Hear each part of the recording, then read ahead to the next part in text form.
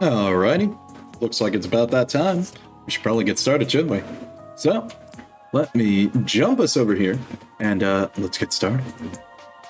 Gotta say, first off, how you doing? Good morning, good evening, and good afternoon. This is your host, Vice Captain, and hopefully you're doing fine, because I'm doing good too.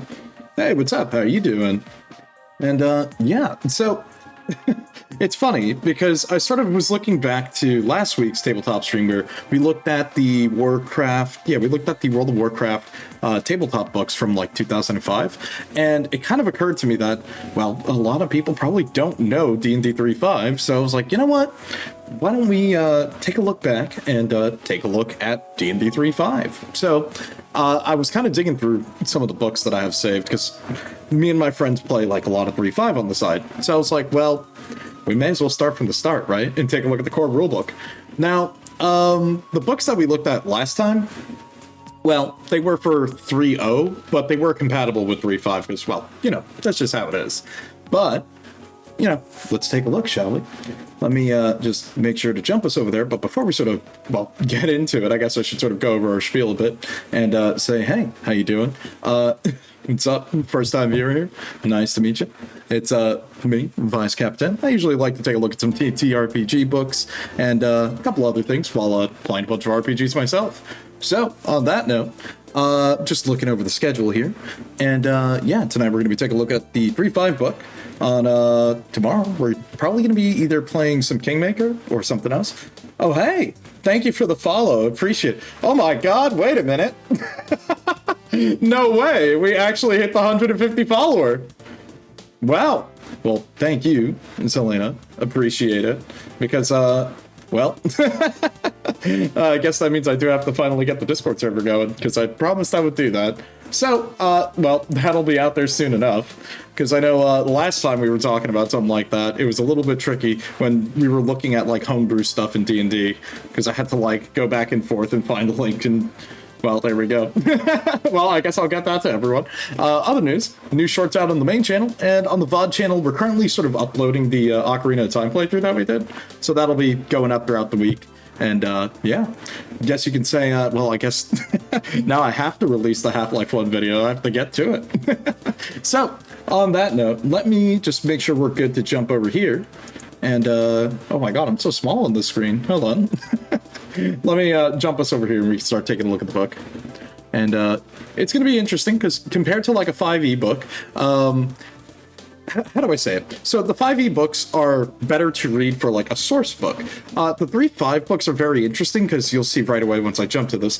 They're more about not just being informational, but they have a very different sort of writing style where it feels like sometimes it's excerpts from characters or... well, you'll see when we look at the cover. So let me jump us over there, and let's get to it. And also, I should probably fix myself. I'm like super tiny here. Let me do that. That should be fun. Okay, well, here we are. Welcome, welcome to the D&D 3.5 Player's Handbook. It's interesting because, you know, there's multiple rule books, and of course this is like the in-between editions, so of course you're gonna have a lot of like the weird halfway step stuff. And let me just switch up the music here a little bit. Let's what do we want to listen to? You know what, we can listen to a little bit of man, I love the soundtrack. It's so good. Let's jump over. Ooh, I know what we can listen to. Bum, bum.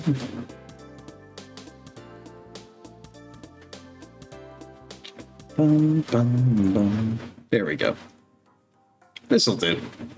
I'm gonna have the sun in the background. Okay, so welcome. We're going back in time. We're going back, I think, what is the copyright in this book actually? What year is this? It is 2003. Okay, all right.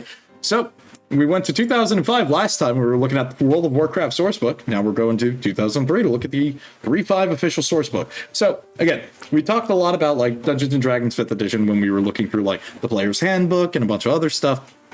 you know, we went through the whole gamut of us making our own campaign, which, by the way, don't worry, that'll be coming eventually. We're going to be doing a campaign. It's just, I'll be honest, I haven't had the time lately, but we'll get to that. Don't worry. I still have all of our stuff saved and the map we made. So here we've got the 3.5 handbook. You can already tell off the bat, very different in style with how they sort of built the book, literally. It's actually like, you know, a little tome here. Very nice artwork. Kind of different from like the 3.5, or not the 3.5, the 5th edition books, which sort of portray like a battle scene or maybe the climax of a campaign. So, you know, not too bad. Let's keep on going. Let me punch it in here. And let's get to reading. So, core rulebook 1. Again, this is like sort of the in-between between 3rd edition and 4th edition, obviously, with it being 3.5. I would say this is the definitive like 3rd edition I would say you should play. My experience with 3rd edition, or well, I don't have experience with 3rd edition, but I've got experience with 3.5, and that's mostly because I've mentioned it kind of in the past a bit, and it was kind of funny. But yeah, I actually do have a bit of an experience when it comes to reading and playing D&D 3.5. My friend sort of got me into Dungeons & Dragons by playing 3.5. As to why the hell were they playing 3.5 in like 2020? Go figure, beats me. But that was kind of what we did. So, 3.5 handbook. Let's keep going. Also, I think, yeah, Gary Gygax is... Yep, created by Gary Gygax and Dave Arnson. Let's keep on going. Also, yep, you can see there's also, like, additional commentary. This is, like, an annotated version, which does have, you know, spaces we could jump to. There's a lot of stuff. So, again, we've got a lot of different things. It talks about, like, general rulings of D&D. Now, compared to, like, 5th edition, okay, so it's like there are some things that are the same, like, you know, basic rulings that you would expect. Major differences would be things like proficiency bonus, which is essentially BAB in the older editions. We have our classes, which are also pretty different when you look at them in comparison. And yeah, that's pretty much it. So we'll talk more about it as we keep going, but let's keep on going, because I know the other major differences would be sort of how, like, the races and the different characteristics of how they work are different. Obviously, the differences between the classes, which would be old version versus new version, and we could sort of talk about that since, well, now we kind of know the differences between the two. So, let's keep going. Okay, introduction. Oh man, if only they knew. Let's see. Introduction. This is the Dungeons & Dragons role-playing game, the game that defines a generation or a genre, has set the standard for fantasy role-playing for more than 30 years. Yeah, scratch that. It's probably a little bit over 50 years, I think now, right? Something like that. Anyways, yep. Let's see. The game, yep, 3 dimensions. Why a revision? Okay, we're going to talk about that in a second, because that is the interesting thing. Because again, 3.5 is sort of the update version from, you know, 3rd edition. And we're probably going to talk about it. Let's see. Any other additional things to note here? Let's see. Your characters star in the adventure you play, just like the heroes in a book or a movie. As a player, you create a character using rules in this book. Your character may be a savage barbarian from the frozen waste, or a clever rogue with quick wit and a quicker blade. Or you might be a deadly archer trained in survival techniques, or a wizard who has mastered the arcane arts. As your character participates in adventures, he or she gains experience and becomes more powerful. Okay. So, we've got our adventure. Not bad. Let's see, your character is an adventurer, a hero who is set on an epic quest for fortune and glory. Other characters can join your adventuring party to explore dungeons and battle monsters, such as the Terrible Dragon or the Carnivorous Troll. But these quests unfold as stories created by the actions of characters performed, and the situations...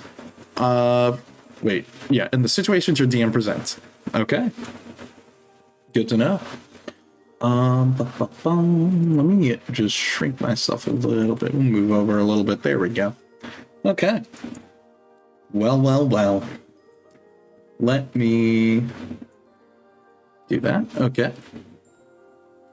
Let's see. Dungeons & Dragons uses the core mechanics. Yep, it's a D20 system. Okay, I'm kind of interested in this. Why the revision?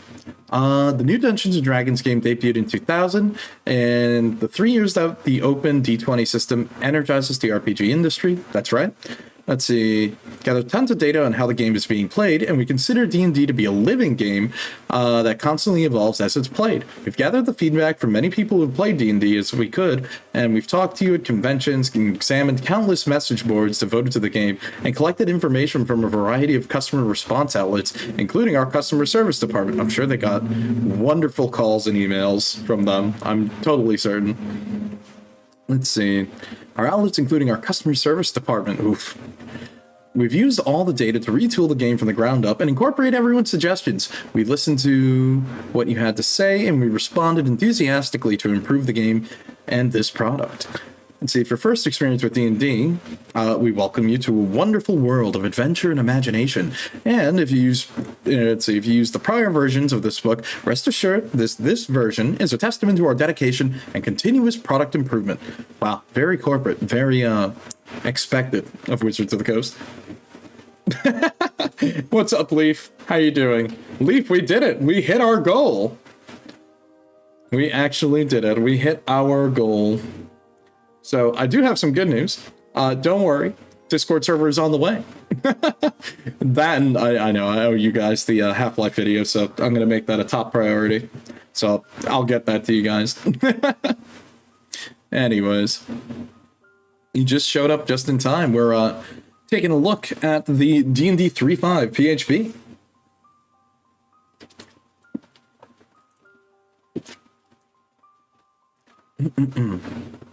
Okay, sorry about that. Just had to drink some water. Okay. Okay, so any major differences so far? Because a lot of this is just a summarization of attack ruling, and I'll be honest, I don't think we really need to go in depth on this yet. I'd say we'll worry about the nitty-gritty as we get there. When we went over the D&D 5th edition rules, it's basically most of the same. So I'll be upfront with you on that. I'm not going to have to sort of run it back yet. But that is something to know. It is mostly the same types of ruling. You move on a grid. Typically, you're using a D20 system. You make DCs on skill checks, ability checks, sort of thing. If anything, the more nuts and bolts things would be the combat rounds. So I would say things like AC is a different thing, and we're going to talk about AC when we get there.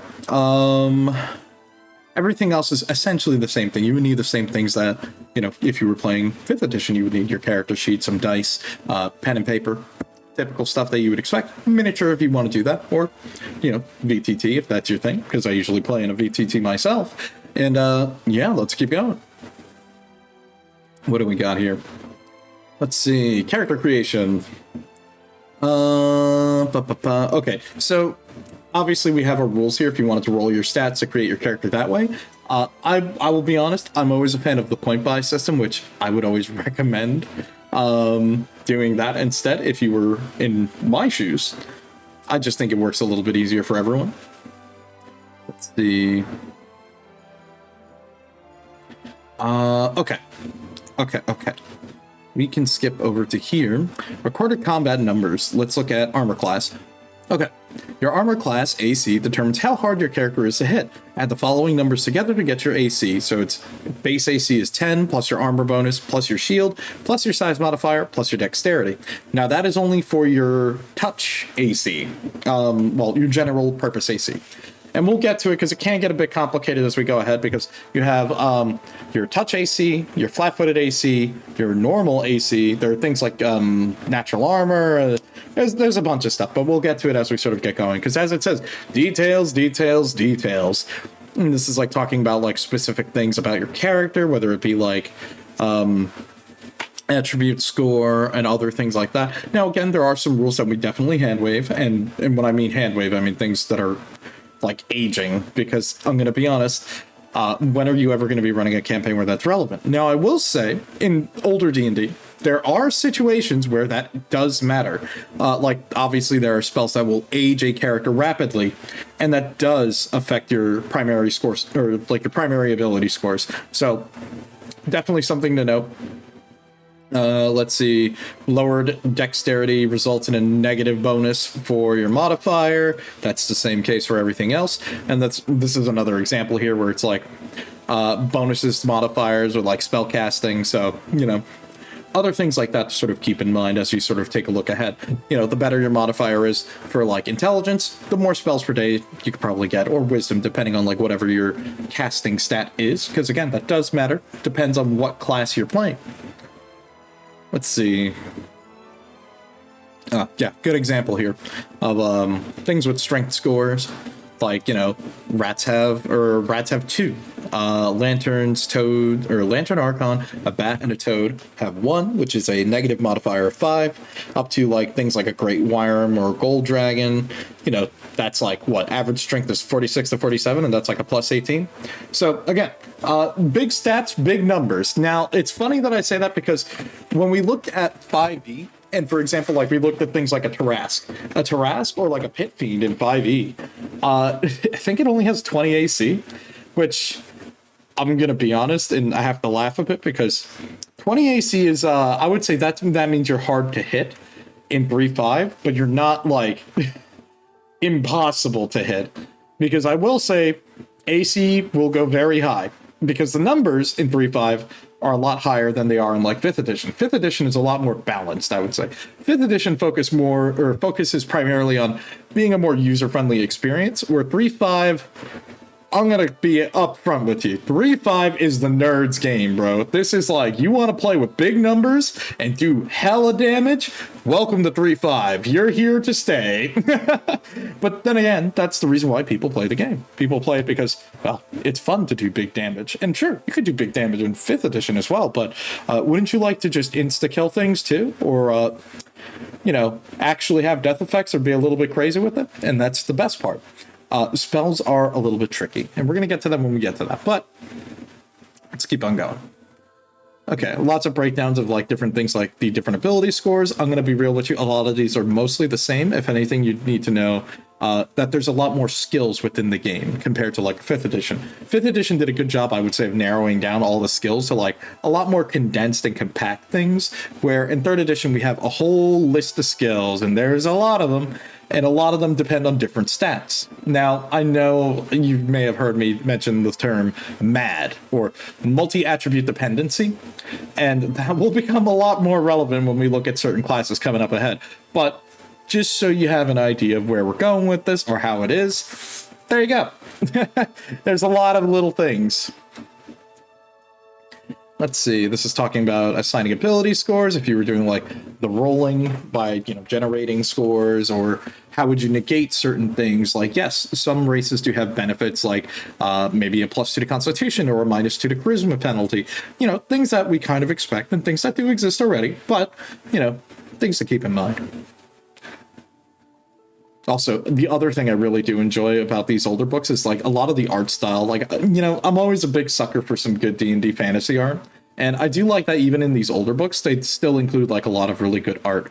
It mostly makes me think of like old MTG cards, which is funny because I actually I never actually grew up playing like MTG, and I know a lot of people that I've spoken to lately have grown up playing MTG, or they've played, you know, still play MTG. Unfortunately for me, I grew up playing Yu-Gi-Oh!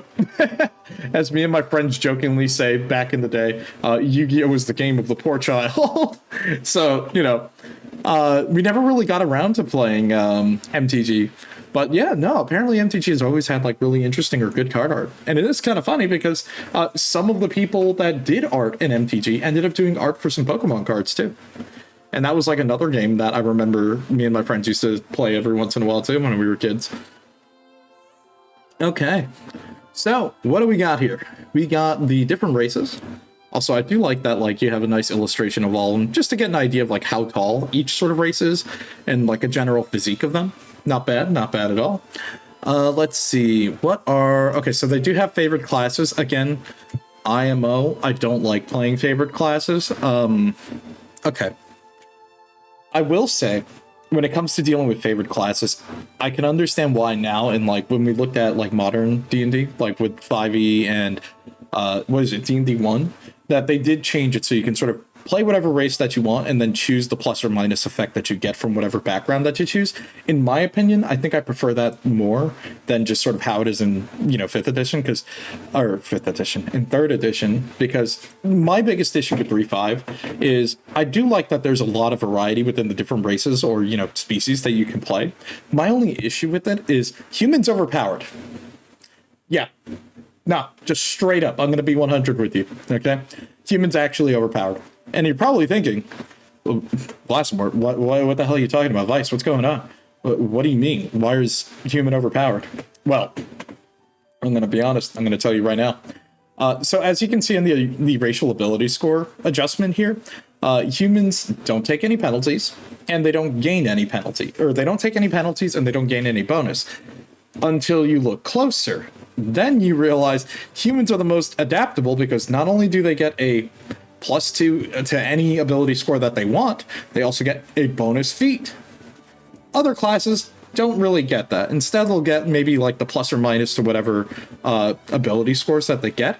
And then they would also get an additional benefit. So like sometimes you'll get things like, that's what I'm looking for. You can get like an extra feat. Maybe you can get a specific ability or get dark vision. That's the major draw. A lot of the other races just have dark vision or just other benefits that, well, obviously humans won't have. So it's like, it's very hit and miss, as you'll find out. If anything, I still go by what I say, and I say humans just overpowered. I'm going to be honest. And if anything, it's like some homebrew house changes or house rules I would do. You're actively penalized for playing a gnome or, a halfling, because again, they are smaller. Yeah, gnome, halfling, and dwarf all have a 20-foot movement on the ground instead of like a 30-foot movement like a lot of other humanoid races. And that kind of sucks. I'm just going to be real with you. It's not fun. And when you're in a situation where a lot of your friends are maybe playing one of these races, it's kind of tricky, So that's one thing to keep in mind. Anyways, let's keep going. Then here we have the other races. Oh no, it's the same races, just the other gender.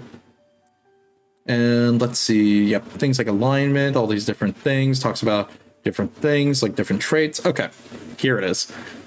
Human racial traits. Yep, they're medium, so they have no size bonus. Let's see. Yeah, base speed is 30. 1 extra feat at level 1 because humans are quick to master specialized tasks and varied in their talents. And an extra 4 skill points. Let's see. Yeah, extra 4 skill points at level 1 and 1 extra skill point at each level because they're versatile and capable. And also, let's see. Yeah, favorite class when determining that. Yeah. Okay. Let's see. Yeah, so it's basically like you're just really, really good. Oh man, look at that. I love the beard, dude. See, then we have dwarves. Let's see. Okay. Racial traits.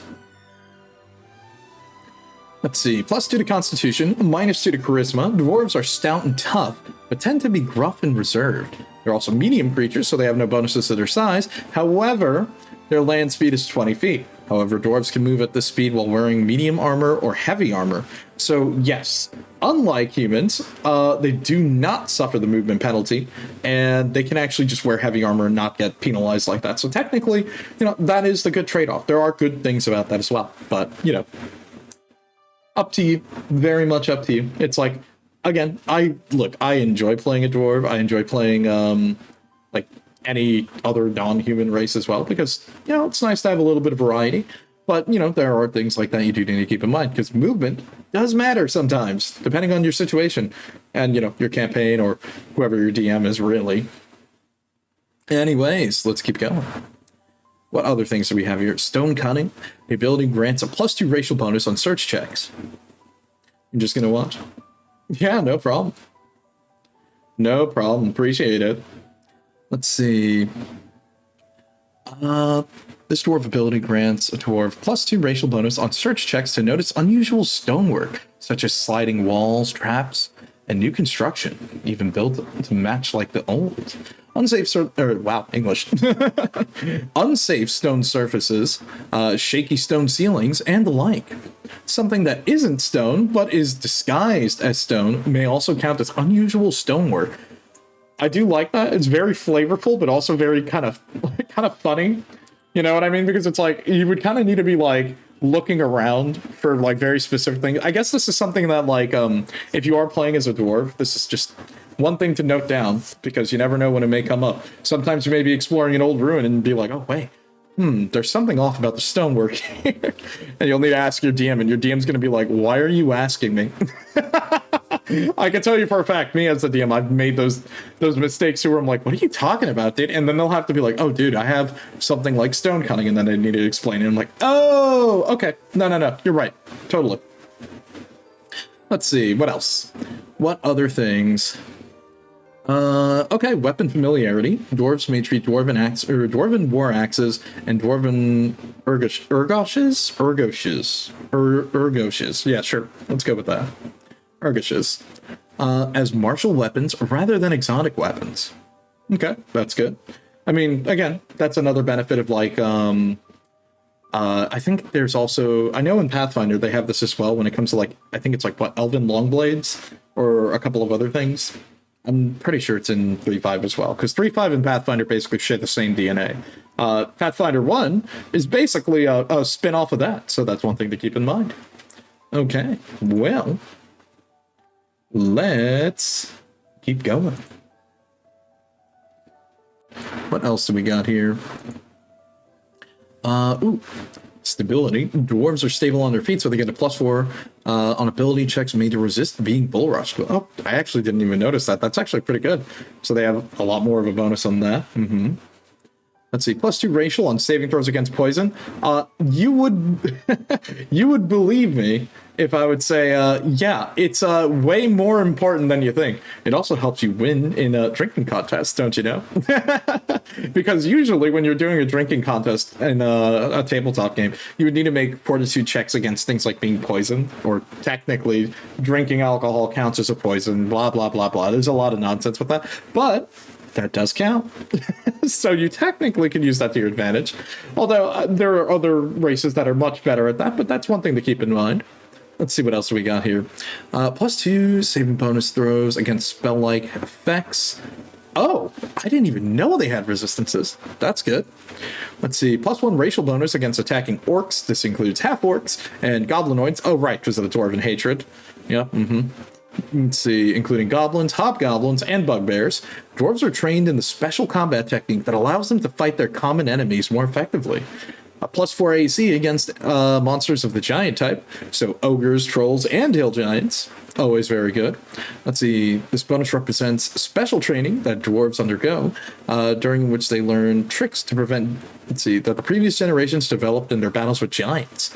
Anytime a creature loses its dexterity bonus to AC, if it's caught flat-footed. Okay, cool. Cool. So they still... Okay, so if it's caught flat-footed, the dwarf does lose its benefit. But not bad. Not bad at all. Well, I'm okay with that. Let's keep looking. Let's see. What else do we have here? A +2 on appraisal. Anything related to stone or any metal items. Let's see, +2 on crafting checks related to stone or metal, and then your automatic language is like kind of expected.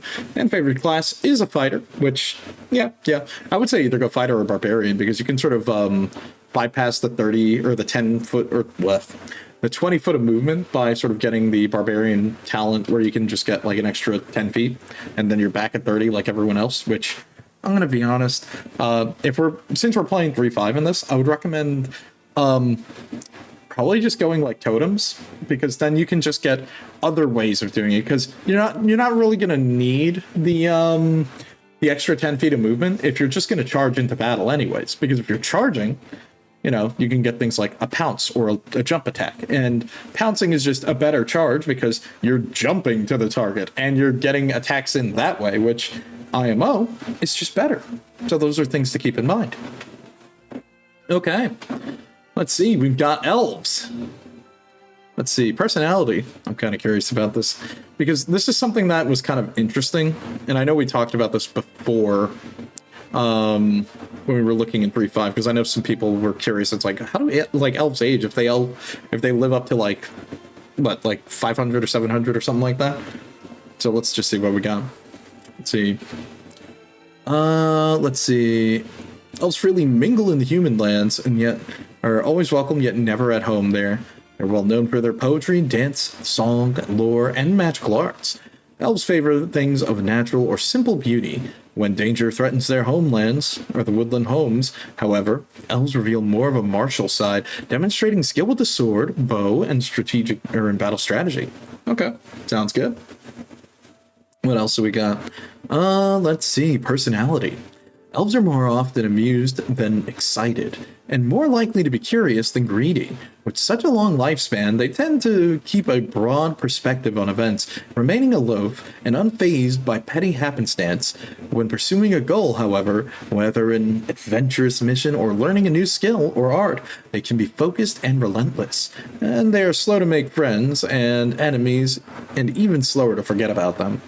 They reply to petty insults with disdain and to serious insults with vengeance. Okay, interesting.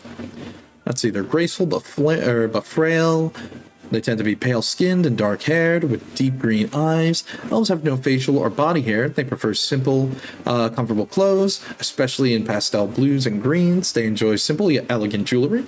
Let's see, elves possess unearthly grace and fine features. Many humans, members of other races, find them hauntingly beautiful. An elf reaches adulthood at about 110 years of age and can live to be more than 700 years old. Interesting.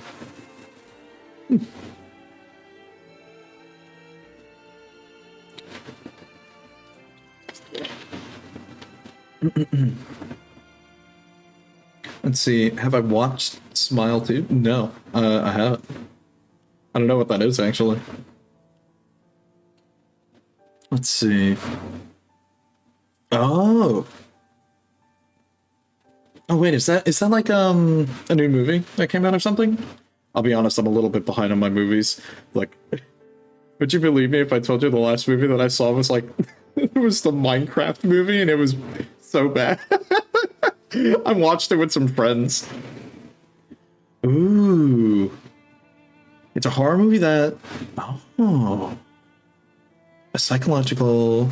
Let's see, combined psychological horror and demonic horror. It was released in 2024. Ooh, I might need to take a look. That sounds really interesting. Not bad, not bad. Thank you for the recommendation. I'll definitely put that on my list. Look, it's okay. No, I do have to admit, yeah, the last movie I saw was the Minecraft movie, and the version of that we saw, it was the unfinished CGI version. One guy that I'm friends with goes, dude, I've got this version of the Minecraft movie, we gotta watch it. And we sat down, and I have never laughed so hard at that. It's like, oh no. Oh no, I can't believe that was a real movie we watched. Oh man. Let's see. No, it's kind of funny that you bring up that movie though, because on the docket for like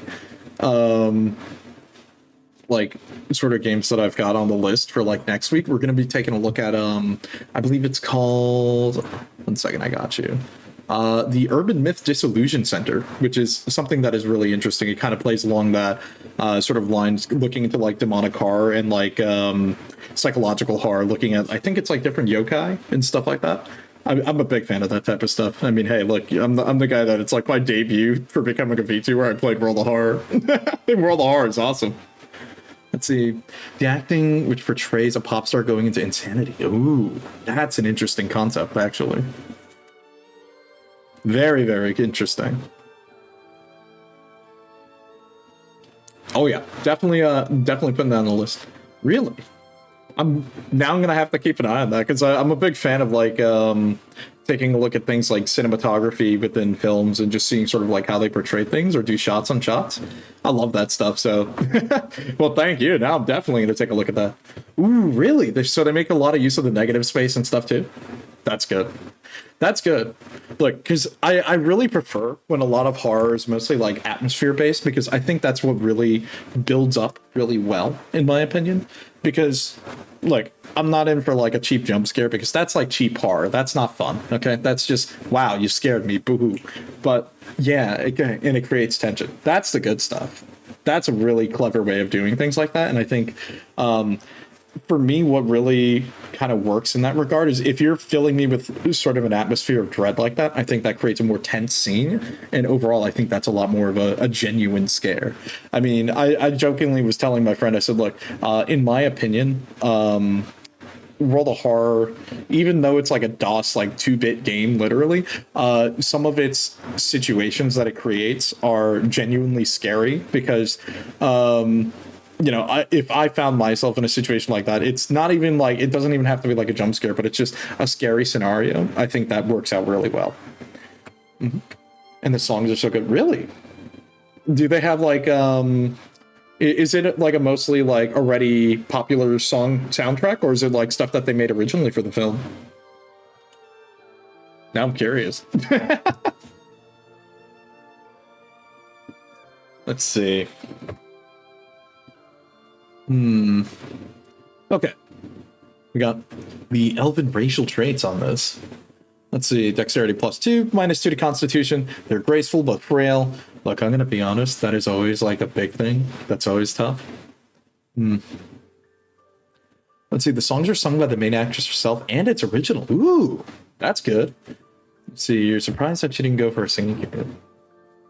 You know, it's funny because it kind of reminds me of oh my goodness, what is the name of the actor?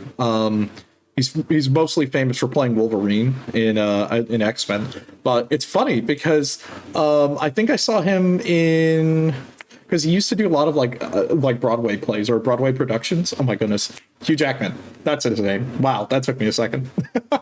But yeah, it's funny. I've only known him as a kid when I was watching like some of the X-Men movies back then, but no, he is a fantastic singer. I think I've seen him in what is it, like the last musical I saw him in was like what, The World's Greatest Performer or World's Greatest Entrepreneur or something like that. That was pretty good. So it's, yeah, it's funny, like, you know, you'd be surprised, like some actors have some genuinely really good singing voices. At the very end of the credits, a major uncomfortable. Oh, interesting. Now I'm curious. All right, well, don't you mind me. I'm just writing down the name of that movie. Hold on. Just so I have that in my backlog for later. There we go. Don't you worry. I'm always down to take a look at some stuff like that. Mostly because it's like, you know, good films are pretty fun to check out. Death of Me, which is a song, the movie, the music, that. Oh, I see. Interesting. All right, well. Look, I'm not gonna lie, Selena, you've got me hooked. I want to know more. I'm probably gonna take a look though. Let's see. Elves are noted as a medium creature, and they also have a base movement speed of 30 feet. Immunity to sleep magic effects. Okay, right. So that's kind of interesting because it's kind of something we do forget, but yeah. I think it's like typically like elves don't necessarily need to sleep, but they can. They usually, you know, shorter amount of times to sleep. So yeah, that makes sense. They're immune to sleep effects. They get a +2 racial to saving throws against enchantment effects, which is again kind of really good, especially depending on what type of adventure you're in. So it makes sense. Let's see. It's basically the demon mocking Sky Riley for thinking she can escape, and the viewer because they thought that was... Oh, no. Oh, no. Oh, yeah. Yeah. I'm definitely going to put that on the list. I'll check both of them out. Yeah. No, appreciate it. Thanks for telling me. Always down to check out some cool stuff. Let's see... What else do we have here? Low light vision. Okay, so low light vision, I think we kind of talked about it a bit. Hold on, do dwarves actually? I don't think... Hold on. Do dwarves have low light vision? I don't think they do. Hold on. Let's see. No, okay. Oh, no, they have dark vision. Never mind, they have different vision. It's a bit bloody and gory. understandable. You know, it's kind of funny because me personally, I'm not too big a fan of when it comes to like goriness in horror movies. I say that as someone that me and my friends sat down, and I think it was like around maybe like last year, like on a whim, we just kind of ended up going through like the whole Saw movie series, and it was really interesting because it's like, I'm gonna be honest, I'm not that big a fan of like the whole like Saw trap nonsense, but I was really interested. I kind of got invested in like the mystery of like them trying to find Jigsaw, and then like it kind of got ridiculous, but like the whole mystery element of the story was really cool, and it was kind of interesting sort of seeing like how different people were dealing with it, and then who became the new Jigsaw, and then like the whole twist at like the end. I don't think we saw like the 3D Saw movie, but like the twist where it was the person who escaped from the first game ended up coming back. That was cool. That was really cool. And then outside of that, it's like I don't think we looked at any of the other ones, but that's okay. But yeah, no, it's interesting because it's like, me, I'm not personally like a super big fan of like super goriness in like a horror film, but you know, sometimes I'm like, look, I just gotta like just sit through some of it. I'm like, it's okay, whatever. But the scenario itself is depressing and terrifying. Yeah, it's like for me, it's like those psychological elements are very interesting enough where it's like I think that would be even more of a reason why I would check it out, because to me, stuff like that's really the scary stuff. Like, like that's the scary part, you know? Very interesting. Let's see. Oh, okay. This does include this here. Okay, so elves receive a martial proficiency against, martial English.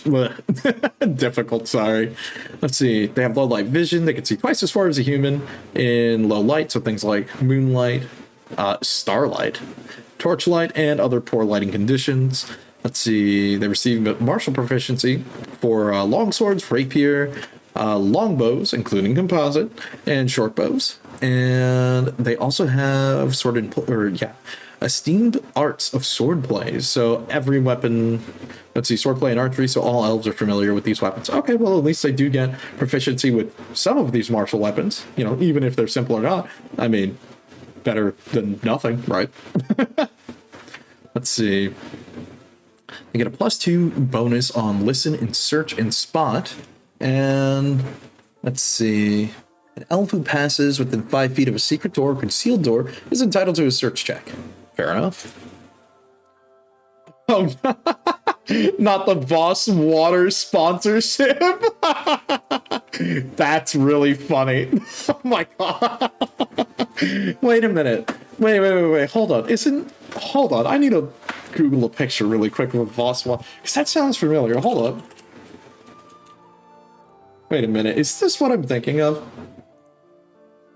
No shot. Dude, those bottles are huge. Oh my god. Okay. Dude. It's like, look, I jokingly sit here and talk about how often there are times where it's like I drink like 2 glasses of water and I'm like, I have to go and get more water while we're doing a stream, and I'm like, Jesus Christ. It takes me like, what, 4 hours? Oh my god. Look, man, she's just that terrified. She has to just down a whole big ass bottle of water like that, you know? Is what it is sometimes, right? That's funny. Let's see. Okay, so they also get a +2 bonus on listen, search, and spot. Okay, so elves are good at like tracking things, automatic languages, all the different languages that you would get. And favorite class is wizard. Totally understandable. I can see why some people maybe want to play like maybe an elven ranger or an elven fighter, so you can sort of live out that archer fantasy. But, you know, okay, I guess this is sort of touching upon a couple of things. So in 3.5, when people think of like archer, they usually think of like ranger. It's not necessarily the case. I mean, I know in 5th edition they tried to make it a little bit more like that, but I'm going to be real with you. If you want to be a really good archer, you're going to be a fighter or a cleric. So, you know, that's really how it goes. Let's see. You shudder to look at the demon. It's really unnerving and not the typical thing. Really? Interesting. Look, all I'm saying is, I have a feeling after I end up watching these movies, I might end up having a new type of encounter for some of my players in a D&D campaign. Hell, may even have some touching upon that. That's really interesting. Let's see. What else do we've got here? So our next race on the list here, we've got gnomes. And what other things? Its smile is so... Oh, man.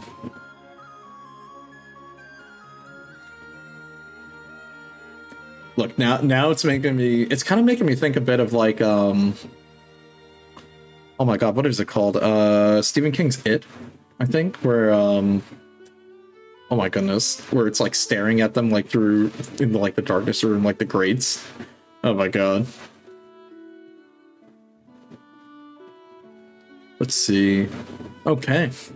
So, we've got gnomes. +2 to Constitution, -2 Strength. Interesting that they're getting Constitution. I would expect something like Dexterity and maybe keep a -2 to Strength, but fair enough.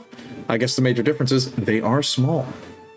So they get a +1 size bonus to their AC, +4 to on hide checks, but they're small, so wouldn't they get like a penalty to their attack?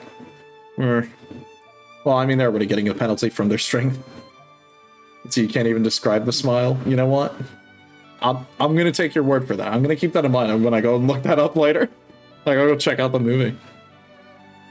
Let's see. Let's see. Gnomes are slow. Yep. They have a 20-foot base movement. Fair enough. Let's see. They also have low light vision. Same thing as we saw, you know, talking about the elves. Let's see. To get off topic, you're almost done with the plot of your story. After that, you gotta write 9 haikus to do dumb samurai things when anime happens. Oh, right. So, Leaf, is this the short story you were talking about? Which, oh my goodness. It was the short story you talked about with the multiple magic items that are, like, guarding this one girl. Is that the story you were talking about? Or is this a different story you're working on? Also, is that just it's not a short fucking story, but yes, the one... I'm sorry. My bad, Leaf. My bad, Leaf. Also, a heads up, the jump scares are unexpected. Okay, that's good to know. I appreciate that, because I'll be honest, I'm not really a super big fan of jump scares, but fair enough. I mean, hey, I will still give it a shot.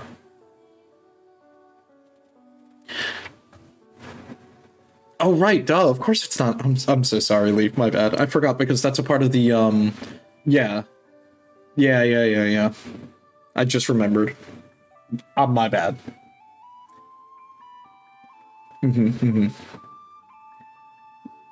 Let's see, you have to write 9 haikus. Now, are these haikus based on like one of the spirits of the magic items? Or is this a different thing? I am kind of curious.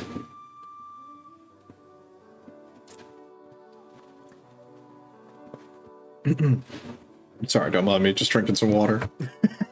Dude, now you've got me stuck thinking about the Voss bottle of water. Like, I've just got like a giant Voss bottle of water that I'm just going to be drinking out of next time. The demon katana to do 9 anime sword techniques. Oh my god. Is he just going to give a haiku every time he performs a special skill? Is that like what's going to happen? Look, I kind of dig it. I think that's a good idea. But it definitely sounds like it would be a little bit daunting, don't you think? Oh, man. Let's see. We were on weapon familiarity. Let's see. Gnomes may treat gnome-hooked hammers as normal martial weapons, and they get +2 racial bonus on saving throws against illusions. Gnomes are innately familiar with illusions of all kind. Okay, that's actually kind of interesting. I didn't realize that was the case. Huh. Let's see. They're innately familiar with illusions. Excuse me. Sorry about that. Let's see. Getting those predictable, but well executed. Okay. I mean, look, it's okay. It can't be just as bad as Saw, where it's like, yeah, you already know how this is going to go. There's always a big twist at the end, but you know there's going to be another Saw movie. Oh man. Let's see. Add +1 to the DC for all saving throws against illusion spells cast by gnomes. Their innate familiarity with these effects make their illusions more difficult to see through. This adjustment stacks with those from similar effects, such as the spell focus feat. Okay, damn. Okay, so illusionist gnomes are actually way better than I thought. Let's see. Racial bonuses against kobolds and goblins. Really? They get a +1. Okay. Against goblins, hobgoblins, and bugbears, gnomes battle these creatures frequently and practice special techniques for fighting them. Okay. Not bad. Let's see, they also get the +4 AC bonus whenever fighting giant-type creatures, so ogres, trolls, hill giants. Okay, not bad. Special training that gnomes undergo, yep, We already took a look at that before. +2 to listen checks. +2 to crafting checks. Again, because of like how they sort of deal with things. Let's see. Wait, they get... Oh! I didn't even realize that. They get SLAs? Spell-like abilities. Let's see, once per day they can speak with animals. And a gnome with a charisma score of at least 10 has a special... Let's see, also has the following spell-like abilities. Once per day, dancing lights, ghost sound, or prestidigitation. Very good, actually. Really good cantrips to have access to. And let's see. Caster level. Yeah, okay, so it's caster level. The DC is DC 10 plus Gnome's Charisma mod plus spell level, so yeah, okay. And favorite class is Bard, as to be expected. Let's see. Give you a little context. The demon breaks its victim, possesses them, then kills them while smiling, and whoever it witnesses gets the curse, and repeating the cycle. Oh, okay. That's kind of interesting, actually. You know, it's kind of funny, because this does kind of remind me a little bit, well, this is going to sound really stupid, but it kind of reminds me a little bit of my favorite mystery in World of Horror, where for me, my favorite mystery in World of Horror is the networking, or the router, that was sort of like a curse that was like getting people to join a cult, basically, and they would sort of off themselves like that, but it was interesting because it would sort of get them to join into like this cult by just answering the phone on the modem. So it was kind of interesting. Oh, all the different forms. The final judgment. 8-fold slash. 7. Name pending. I hope that you just keep it as name pending. I think that makes it even funnier. Oh, man. Form 1, Flash. Form 2, Swallow Strike. Form 3, Helm Splitter.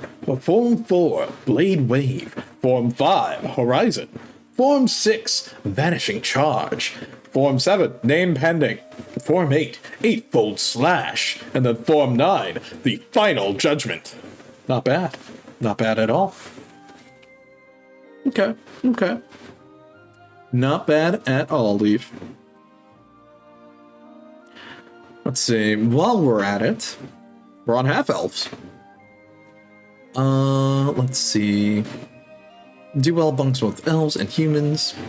And some of these second-generation half-elves have human-like eyes, but most still have green eyes.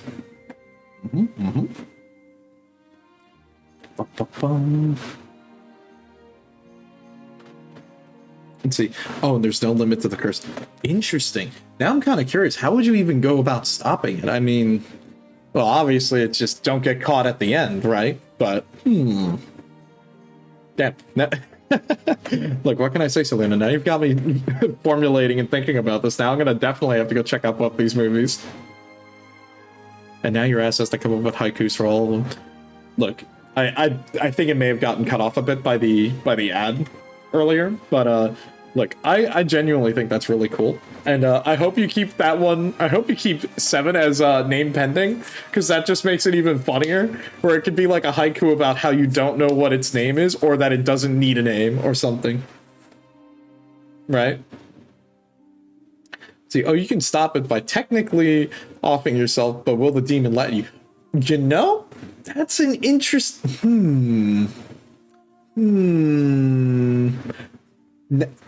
Now you got me curious.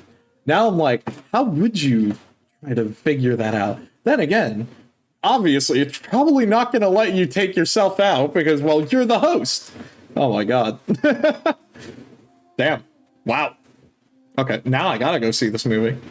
now I'm curious. You got me hooked. Now I need to know the answer. Let's see.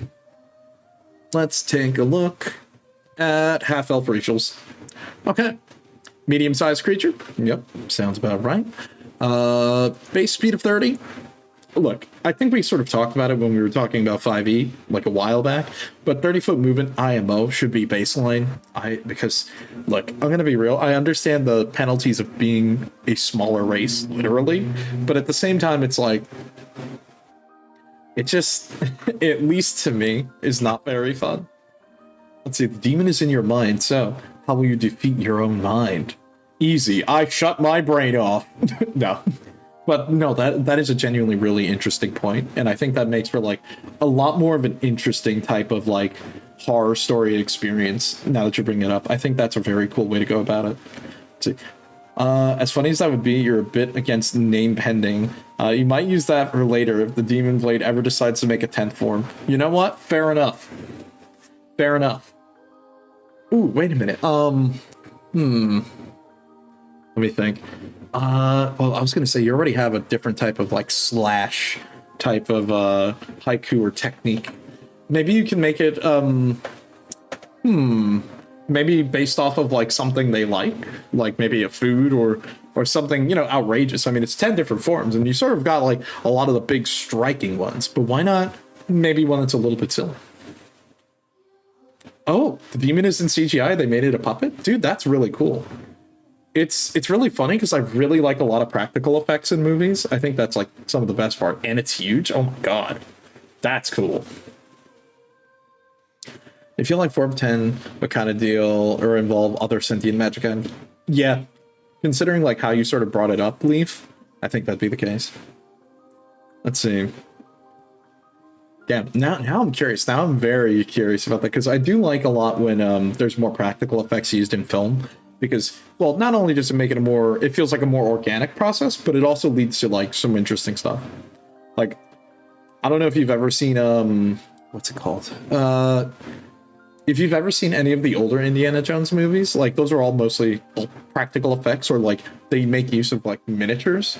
Those are actually really interesting if you haven't ever seen, like, some of the behind the scenes on that stuff. That's a very interesting, look through. Let's see, the demon's name is Lollipop. Oh, damn.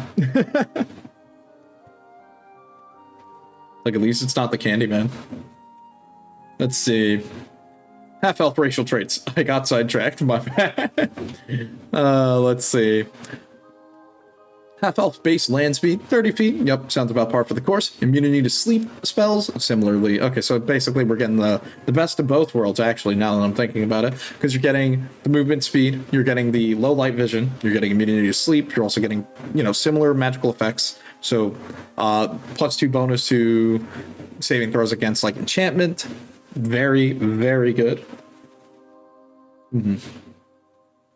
Because of how it kills its victim, but you'll let me figure out. You know what? Definitely appreciate that. Let's see. Low light vision. We already kind of talked about that. Okay, so this has the same benefit that humans do. +1 on listen, search, and spot. +2 on diplomacy, gather information. And let's see, elven blood. For all effects related to race, half-elves are considered an elf. Okay, so for example, they are just as vulnerable to special effects that affect elves as well as their ancestors. Okay. And they also gain other things like that. Okay, so same automatic language. Fair enough.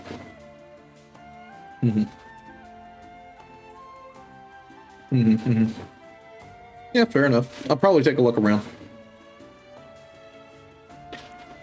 Either way, thanks for the recommendation. I'll probably take a look. Let's see what else we got. Half-orcs. Okay, I'm kind of interested in how this is going to go because, so the main issue when it comes to, like, looking at, like, half-orcs with their, like, stat blocks is, Okay, I think we kind of talked about this a bit, actually. We're going to be retreading a little bit of our discussion from back when we talked about, like, 5e. I know... So, orcs are technically considered a, what was it, like an evil or, like, an NPC race or class that you would use for, like, enemies. But half-orcs are not, so that's fine. In this case, we have our half-orcs. Let's see. What are their traits here? +2 to strength, -2 to intelligence, -2 to charisma. That's a lot. Like, why? Like, do they get any other benefits? Because I'm like, why would you take so many negative penalties for that? That's, like, not very good. Okay. Let's see. Half-orcs base land speed is 30. Understandable. They have half-orcs dark vision, so they can see in the dark up to 60 feet. They see in black and white. Let's see. Orc blood. Let's see. For all race-related effects, half-orc is considered orc. And for example, anything vulnerable to that that's really it? That's it? What? That's all they get? That sucks. Damn. Let's see. The Smile Team is genuinely one of the creepiest antagonists you've ever seen. Huh. Interesting. Hold on. I'm a little bit curious. We're gonna investigate this a little bit. It's like, I understand why, but like, why? Because, like, I'm looking through this, and it's like, why are half-orcs not so good? It's really lame, I'm gonna be honest with you. Like, I'm kind of looking through this, and it's like, okay, so you get another +2 strength, but at the minuses of intelligence and charisma, I would say just take one or the other, not both. That's, like, a lot, and it's like, if you're getting you're literally just getting, what, dark vision? But who cares? It's like, sure, dark vision's good, but it's not that good that you're taking -2 on 2 other stats. That just sucks, I'm gonna be honest with you. Well, that's a letdown. That's unfortunate. I can understand why it recommends Barbarian as, like, their favorite class, because they're literally taking massive penalties when it comes to other spellcasting. I mean, unless, like, you go Cleric, but still. Yeah. It looks like a skinned humanoid. Yeah, I'm not... That's so lame. Oh, you're talking about the demon? Oh, damn. Fair enough. Fair enough. Let's see. Damn, and that whole thing is puppeteered too. Damn. Look, if anything, that's effort where it goes for being like a practical effects monster. It kind of reminds me of, like, my goodness, some of the old, like, monster movies where it later, like, literally is just an actor in, like, a giant rubber suit chasing people. But that's interesting, though, that it's all just puppeteered. Damn, I'm still kind of surprised that half-orc is this bad. Like, I understand why, because, you know, they're orcs. Well, half-orcs, but, like, still, that's... I would say just give them, like, maybe the -2 to intelligence, and then they can keep, like, just give them charisma back, because if they're going to be a barbarian, they could go a build where it's like, you know, they can use their charisma to make intimidate checks, or maybe get a way to make, you know, charisma checks involve strength here, because I'm like, this is kind of lame IMO. Okay. Let's take a look at halflings. Clever, capable opportunists, halflings in clans find room for themselves wherever they can. They often are strangers and wanderers, and others react to them with suspicion or curiosity. Depending on the clan, halflings might be reliable, hardworking, if clannish, citizens, or they might be thieves just waiting for the opportunity to make the big score and disappear into the dead of night. Regardless, halflings are cunning, resourceful survivors. Sounds pretty accurate. Bro, he's... I don't know why, just this art he's hitting us with, like, the Giga Chad look. Let's see, before you forget, names are not final. You were thinking about changing Form 2 to Swallow Dive. Maybe you can make the running theme with the special techniques leaf. I would say maybe you could go off of naming them after animals and sort of give each technique, like, a little bit of an oomph to it, if you know what I'm talking about. And you could sort of go based off of that. Or, thinking. Trying to think of something else. And see the face of the smile, such demon entity is so disgusting. Damn. Let's see. What do we have? Let's see. Let's look at the halfling racial traits. So, we've got +2 dexterity, -2 to strength. Halflings are quick and agile and good with ranged weapons. But they're also small, therefore not as strong as other humanoids. Fair enough. Makes enough sense to me on that. And let's see, they're a small creature, so they gain +1 to AC and +1 to size attack. Or really, wait a minute. You get a +1 size bonus to attack rolls and a +4 size bonus on hiding. Okay. Uses smaller weapons than humans use, and lifting is there's the catch. Obviously, because they're smaller, they have a smaller carry weight. But again, I'll be honest, when it comes to dealing with carry weight in a TTRPG, it's very much a DM dependent thing. Me personally, I don't check carry weight all too often, but I will say to my players, be realistic. I'm not going to let you carry a whole storefront in your back pocket. You know what I mean? So, be reasonable. That's all I ask. Let's see. The face of the smiling demon entity is so disgusting, like you can't even describe it.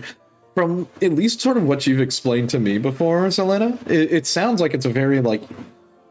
What's the word I'm looking for? It kind of reminds me a bit of like a flesh construct? Or something like that. Maybe it's... Because you said it's a demon that sort of tries to haunt people and uses a smile to, like, hypnotize them and take over their mind. So maybe it's something kind of like, I don't know, to be like, I don't know, a giant brainworm or something. But it's interesting. I do think that's a very interesting, like, sort of creature for this horror movie. Huh. Let's see.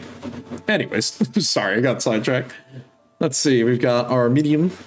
Let's see, okay. So halfling's base land speed is 20 feet. Again, I'm always going to say what I say about 20 feet of movement. I would prefer that. I would like a lot of baseline for characters to be around 30 feet.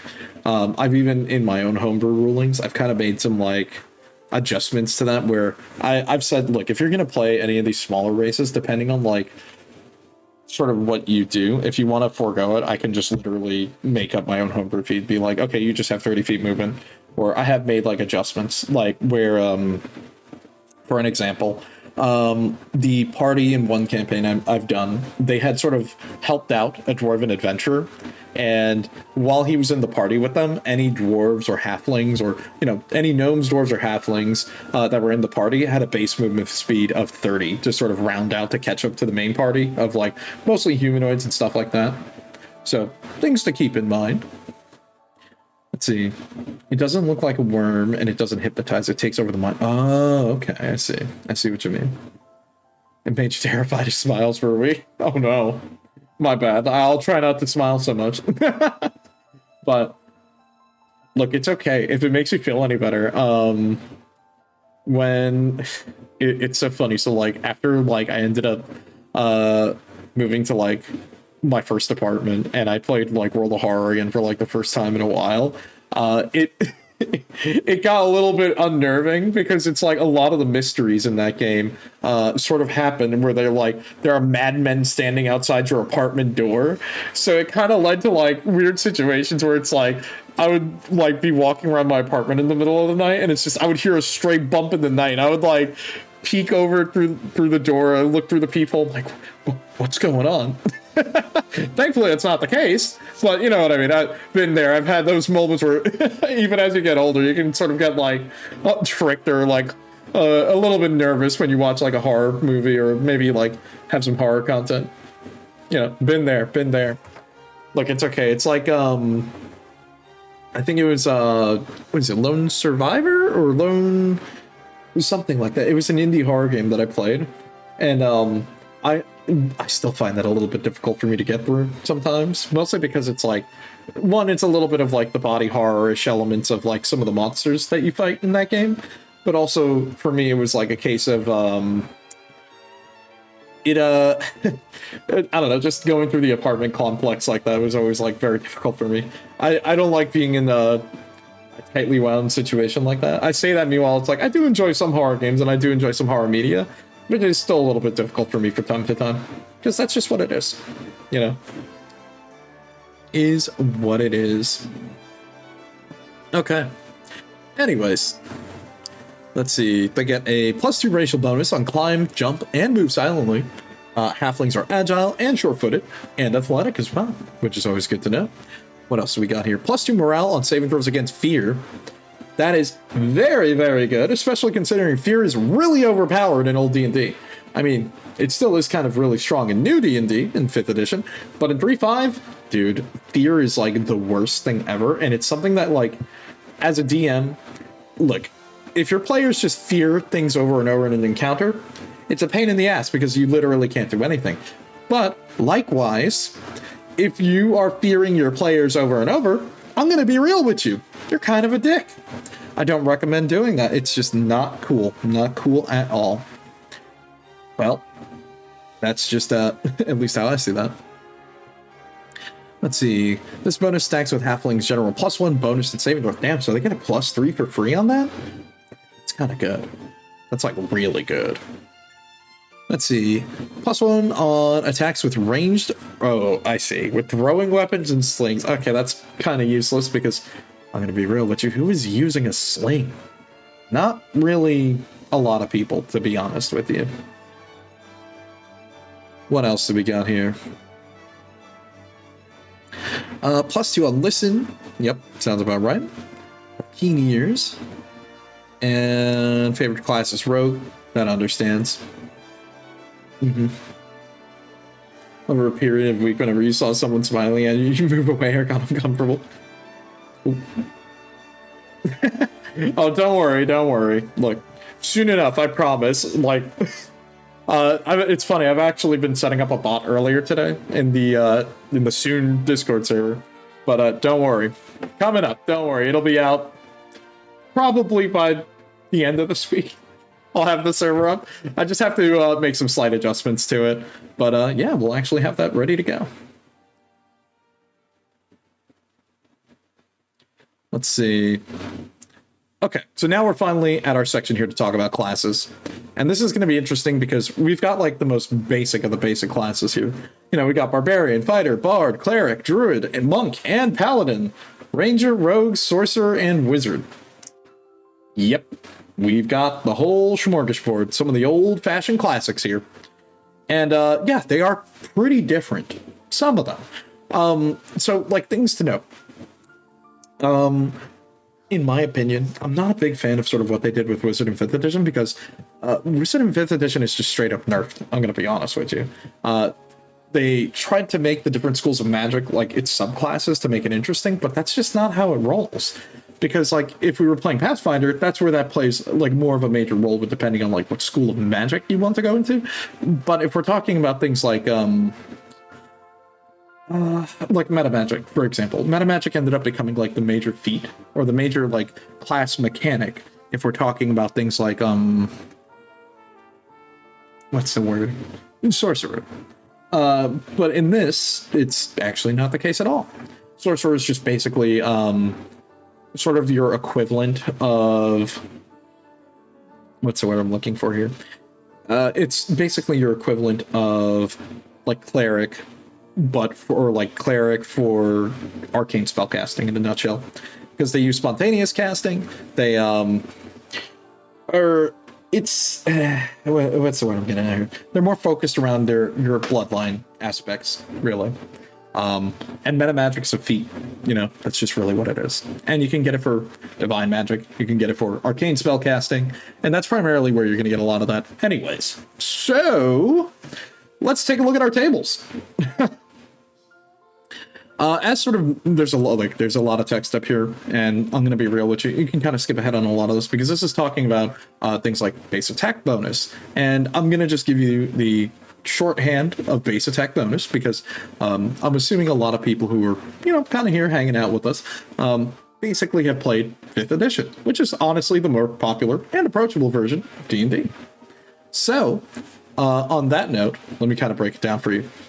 The easiest way I could say is BAB is your proficiency bonus. Now, the thing is, proficiency bonus in this game kind of varies a bit because you'll have things like what are your base saves? So you'll have classes that have good save bonuses on certain things, and then poor save bonuses. Then you have things that have good BAB, basic. So you'll have good, average, and poor.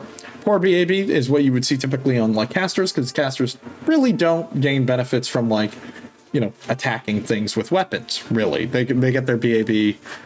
Or their BAB is very low, so a lot of what they do is dependent on ranged touch attacks. So even as a caster, you still want to put some points into dexterity, because that's how you're going to make your ranged touch attack. That's how your spells connect, if they're not an AoE, of course. So that's one thing to keep in mind. Additionally, we've got good BAB, which is what you would see on a fighter, a barbarian, and just like other general melee classes. Average BAB, you would see this on like clerics, druids, and I think paladins? Because paladins or do paladins have good BAB? I don't remember. We'll take a look. Outside of that, you have the experience chart and table. So another interesting thing to note. Hey, what's up, Krusnik? How you doing? Krusnik, good news. Discord server is almost ready. And hey, we do have to mention, we did end up hitting that 150 follower goal. So I actually, oh man, I just realized I do have to admit a little bit of things here. So I did mention last time I would tell you what the plan was for the birthday stream next month if we did hit it. And I'm going to give you guys the loosest of a bit of an idea. And the joke is both me and Joe Lazy actually have the same birthday. It's funny. Yeah, we actually share the same birthday. So on that note, we're actually going to do a bit of a birthday stream. And on that birthday stream, we're going to play some Lobotomy Corp. Not a very amazing video game, but a very interesting video game. And it's going to be, we're going to dub that the Welcome to the Worst Birthday Party Ever. And it may be into two pieces, because him and I have been playing a lot of like Limbus Company, so we're going to also probably do the new content that comes out for that as well, which is funny. It comes out on our birthday. Well, like super late in the night, so we may not be doing a 24-hour stream. Well, who knows? I don't know, but we'll see what's up, because if not, we'll probably end up picking up with that on the next day after. But other things, yeah, well, now I also do owe you guys that Discord server, so yep. I was actually working on it a bit earlier, so we are going to have an official Discord server coming soon, where we can have a chat. We'll have, obviously, member channel. We'll have the other channels. We're going to have a spot where we can talk about D&D and more tabletop stuff. So, like, we can sort of link different things, maybe talk, like, additional systems, whatever you're really in the mood for, and we can sort of keep track of that. And, yeah, it's going to be fairly simple, because, you know, it'll be an easier way than if you wanted to find more of what I'm doing, whether it be shorts or other channels. Bam, easier way to just pull it up. Let's see, a wild D&D video game lore. Did you know that they had their own fighting game called Iron and Blood Warriors of what? No way. Hold on. That's not real. That can't be real. I'm going to look this up. Hold on. Iron and Blood Warriors of Castle, or let's see, Warriors of Ravenloft. No shot this is real. No shot this is real. Bro, what is this? Hold up. Oh my god. Oh my god. Bro, this is like poor man's Soul Calibur. Holy shit. Okay. Huh. Wow. This is a real video game. Never mind. Uh-huh. Wow. Well, hold on. I gotta pull up a picture of this for everyone. Bear with me here. It's a little low res, but but you know, that's just how we like it here, I guess, right? Oh my god, I'm trying to even find like a good picture to use here, and it's just there are no words I can use to describe what I'm looking at. Yeah, there we go. Sure, this'll do, I guess. Hold on. Yep, you're right. This is definitely, bro. It's by Acclaim and Take-Two Interactive. Oh my god, bro. All right, hold up. We got some pictures. Hold up. Wow. This is a real... That's... Okay. Wow. Well, chalk that up on the list of random things that I guess I'm learning today. And speaking of, yep, that's the gameplay.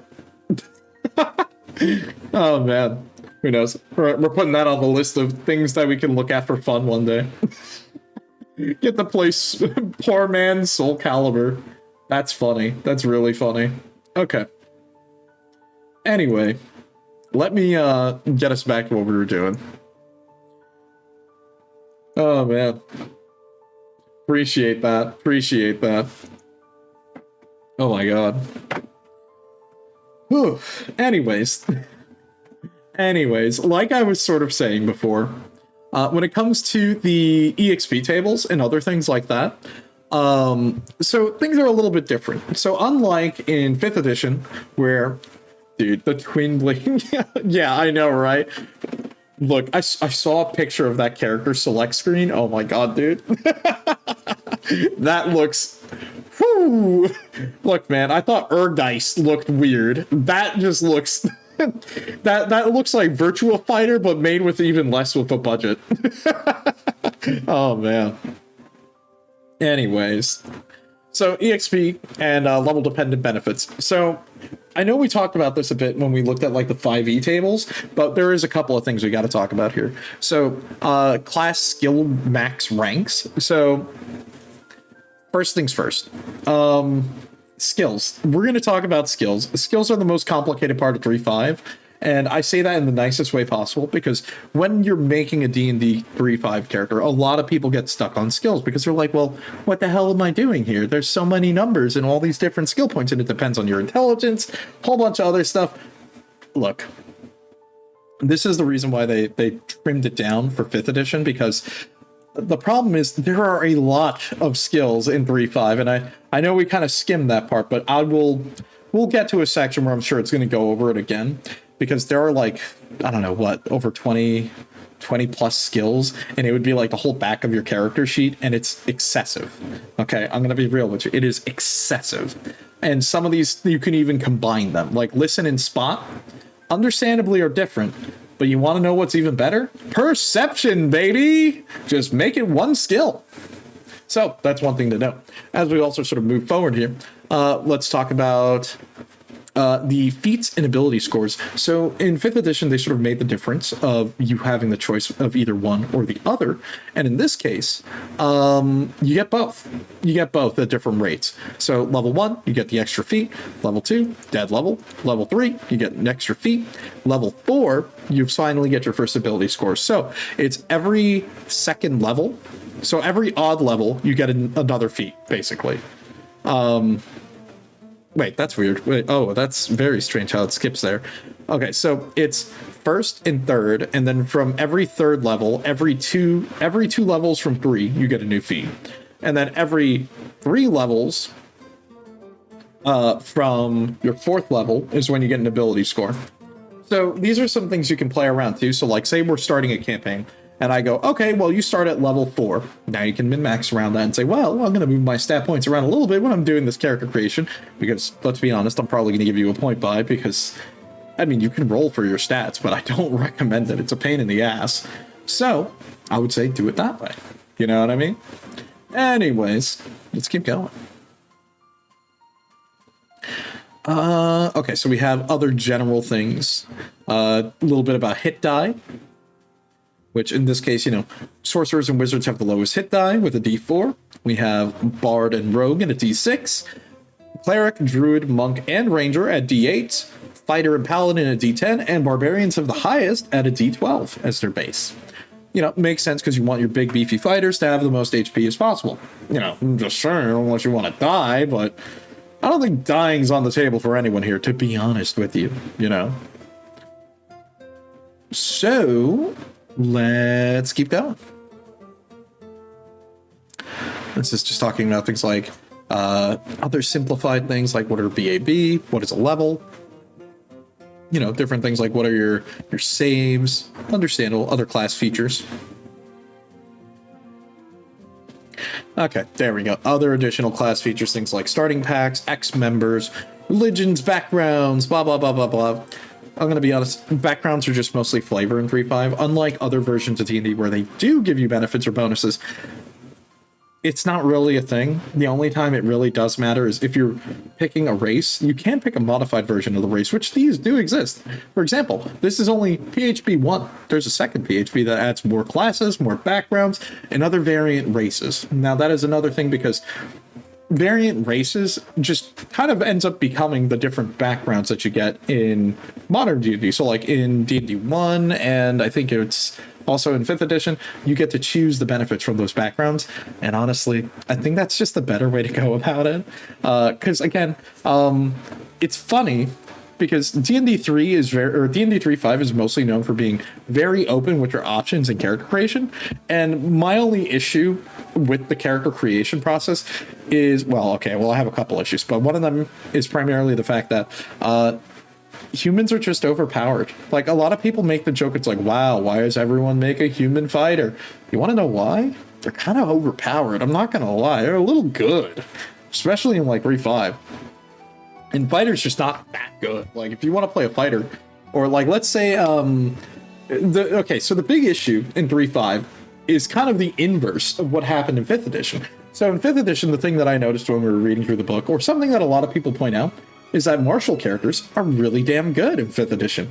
It makes sense. They have a lot of, early attack power buffs, or, they have better ways of being more consistent in their damage and other things like that, whether they could be ranged or physical, or, they're pretty good. Spellcasters are good, but I'm going to tell you for a fact, spellcasters that are really good in 5e are mediocre in 3.5. And you're probably wondering, wow, Vice, why would you say any of this stuff? What do you mean? I thought wizards are really good. My friend, I'm going to tell you, wizards are galactically broken. And sure, they may have some of these broken spells in 5th edition as well. But, there's a certain point where you could say, we're having fun, and then other points where you could say, I'm breaking the game, and the DM can't stop me. He would literally need to smite my character from orbit. That's what I'm kind of getting at. You know what I mean? Like, it's that bad where the DM is going to have to intervene and be like, no, you can't do that. And again, that is why we play with certain house rules. Like, a number of reasons, one of the major reasons would be like, when it comes to certain teleportation spells. Teleportation is a great tool to use for storytelling and traveling, and it also makes a lot of sense. The problem is, teleporting in 3.5 is extraordinarily abusive, because you have situations where a wizard will be, oh no, I'm about to die. I'm going to just teleport across the continent. I'm back in my tower. Be back in 5 minutes. Do you really want to do that? Because I can tell you as the DM, I'm going to tell you, no. Oh, what do you mean? Oh, he had a counterspell prepped. Yep, got him. you see what I mean? It's like, that's, in my opinion, not fun. I don't think that's a very good idea. And I'm just going to be upfront with you. Anyways, what else do we got here? So, skills that each class has. Okay, so in this case, Barbarian, they specialize in things like climb. No shit. It's basically your athletics. Okay, so as I mentioned before, I do appreciate, especially when we looked at, we've been playing a lot of Kingmaker, okay? We've been playing a lot of Kingmaker recently, and that's basically a modified version of 3.5, which IMO, in my opinion, kind of like Pathfinder 1 a little bit more, just because the rules are a little better, okay? The classes are way more overpowered in 3.5, but the rules are very ambiguous at times. And again, that is the issue. A lot of it is left up to you as the DM to sort of determine what the hell is going on, because are you going to let your player do that shit and completely destroy the game? Look, even I have to sort of put the brakes on some stuff here. You know what I mean? These are just some of the decisions that happen. We have to sort of come to, accept that, Let's see. That doesn't happen in 5th edition. Every teleport takes at least a minute. Yeah, no, it's instantaneous. Instantaneous, and you can bind yourself and others. It's ridiculously OP. And it's funny because let me give you an example. So, again, this is not exactly 3.5, but this is Pathfinder 1, and I can give you a perfect example. I don't know if you were around, but in Pathfinder 1, we have a character called Jathal, and she is an Inquisitor. Did you know that if, let's say, you wanted to be really cheesy, okay, for clerics and anyone who could sort of take a domain in Pathfinder 1, just get a travel domain. And you're probably thinking, wait a minute, why? Well, you see, my friend, after you hit a certain level, any movement action now becomes a move action dimension door. Oh, that's pretty good. What about Mass Dimension Door, which is a spell you get for free from the travel domain? That's pretty damn good. Teleport the whole party instantly? I'm just saying, not gonna beat that. Granted, you could just do that, or you could just fly, but you know what I mean? Look, we're gonna talk about something, and I'm gonna use an example of what happened in my campaign. Or, well, in a campaign that I played as, where the situation was my DM, good old Joe Lazy, he actually he put us in a situation where our characters in this Magic Academy were having wizard duels. I want you to know, a wizard duel is the most galactically nuclear idea you could do, because even at our low level, where I think we were like around maybe, what, level 6? Or 7? I don't remember. We weren't even level 10. We spent the whole fight. So the fight starts, and you know, each round is like maybe 3 seconds, something like that. The wizard duel lasted a total of like 3 to 4 rounds. The fight was over in like under a minute tops. And everyone was flying around, literally, where some people were flying like they're Superman, and then you had my character who looked like he was running the invisible mile, running up an invisible flight of stairs to gain altitude. You know, lots of goofy stuff like that. So it's very disastrous. And you have like things like meta magic, and especially in like 3.5, where you can get meta magic very early because it's just a feat. Like, it literally is just a feat. You just learn it. And then from there you upcast low level spells, and no shit, it starts to get catastrophic. So these are things that you sort of keep in mind as you're sort of like, you know, going through. So yeah. Something to keep in mind. Also, wow, this art is from 2000. That's a really good art. This barbarian looks really good. Let's see. Oh, oof. Okay, yeah, here's the downside of being a barbarian. Illiteracy. Yep. Barbarians are the only characters who do not automatically learn how to read or write. Barbarians may spend 2 skill points to gain the read ability and write all languages he's able to speak. A barbarian who gains a level in any other class automatically gains literacy. Any other character who gains a barbarian level does not lose the literacy you already had. Yep. So, another major difference, and if we look at like how 5th edition barbarian is compared to like this barbarian in 3.5, the major differences here are more from design choice. In 5th edition, barbarians are more designed around maybe taking a lot more damage and being able to stay in a fight longer and, you know, stay enraged as long as they're attacking. They don't receive any downsides of being exhausted, and that's good. Big difference is it seems like the damage dealer role from barbarian has moved to fighter in 5th edition, where here barbarians are juiced. They are cracked the fuck out, bro. Like, you are gonna hit enrage. You're gonna get a +4 bonus to strength, +4 to constitution, get +2 to your will saves, and you take a -2 to your AC. But who cares about that part? Because who cares about the minus in AC if you just kill them? I'm gonna be real with you. Who cares? I mean, oh, you get exhausted, you get fatigued, -2 dex, -2 strength, and you can't run or charge. That lasts 30 seconds, my guy. Yep. So sure, just enrage and use it for the whole combat encounter, because guess what? When you're out of the combat encounter, you're not going to be tired. Like, maybe for a little bit, unless like your DM's a dick, but you'll be fine. Just trust me. So yeah, barbarians are kind of a powerhouse, but we're not done yet, because not only that, they get fast movement, get an additional 10% movement. Pretty good, pretty good. So a human barbarian has a speed of 40 feet rather than 30 feet when wearing light or no armor. wearing medium. Your speed drops to 30. Fair enough. But we're not done yet. We're not done yet. We got to look at the class table, because class table, oh yeah, here's where things are going to get spicy. Okay, so fast movement, that's pretty good. Uncanny dodge, always good. Now you have better reflex save, so whenever you pass a reflex, you don't have to worry about any of the additional downsides. Trap sense, why? I mean, it's really good. But at the same time, isn't that a little bit excessive? Like, who needs the rogue? It's my job now. You get additional rages per day. Already very good. By the way, full BAB.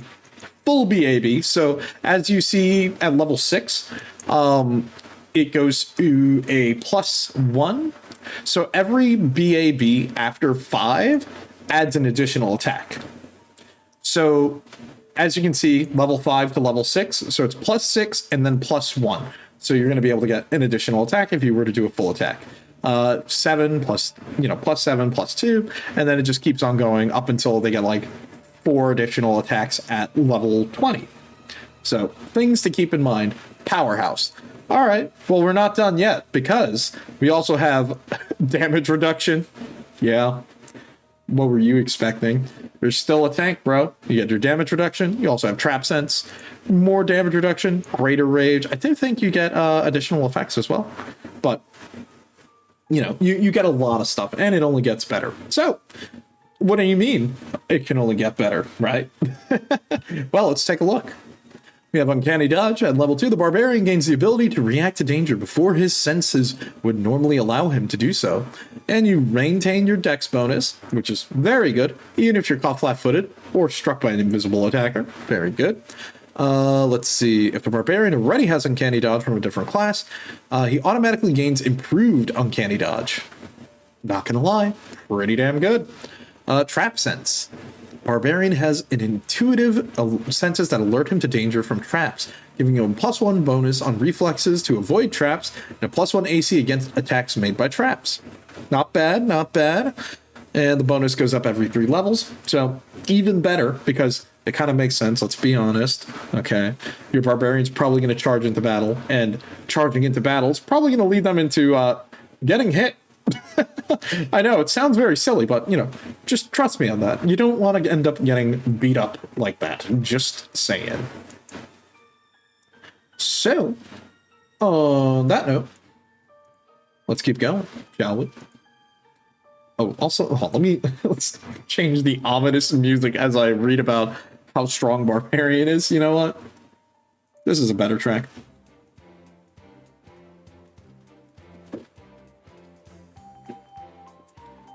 Sorry about that. I had to rehydrate.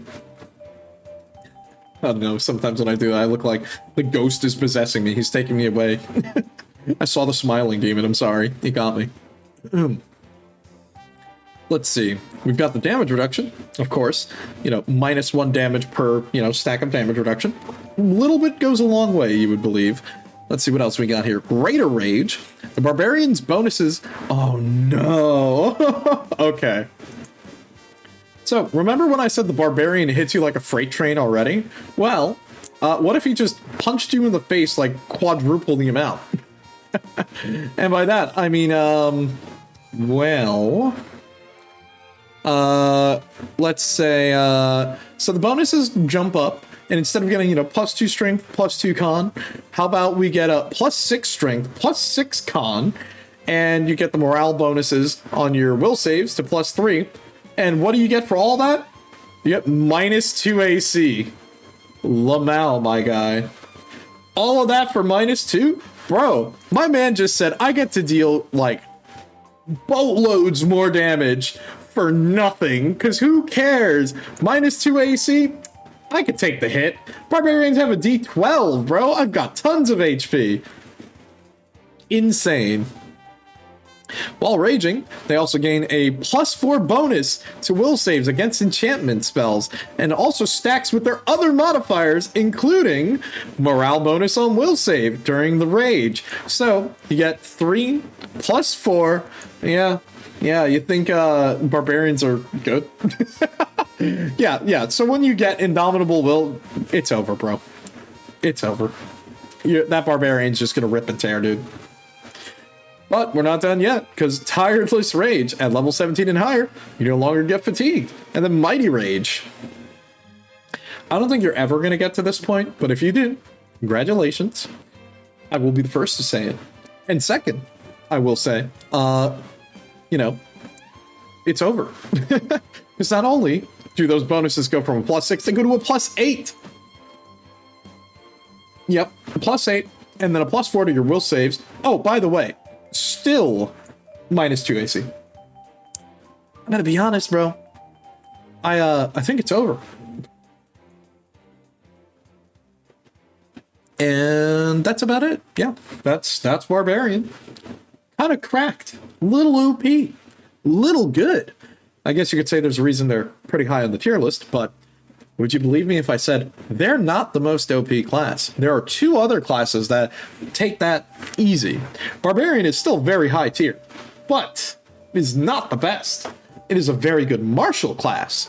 And considering we're only looking at base PHP here, because look, if we wanted to just sit here and talk about like every single 3.5 class, look, we'd be here for a month.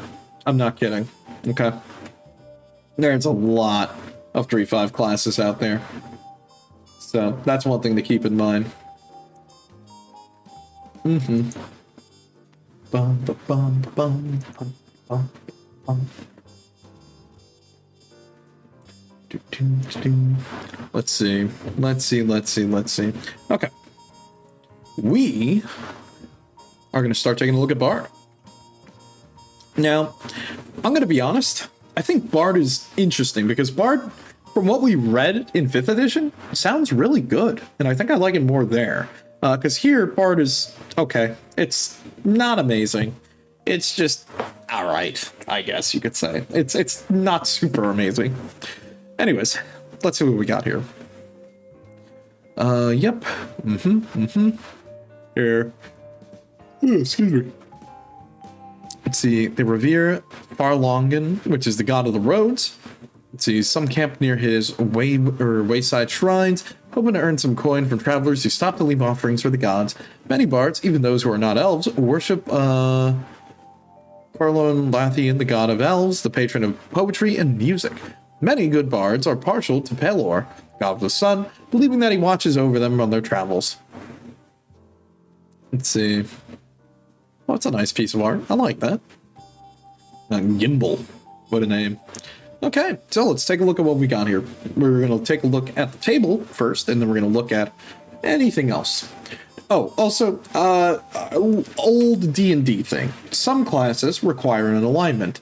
Again, that is still the case to some extent nowadays, but not necessarily the case.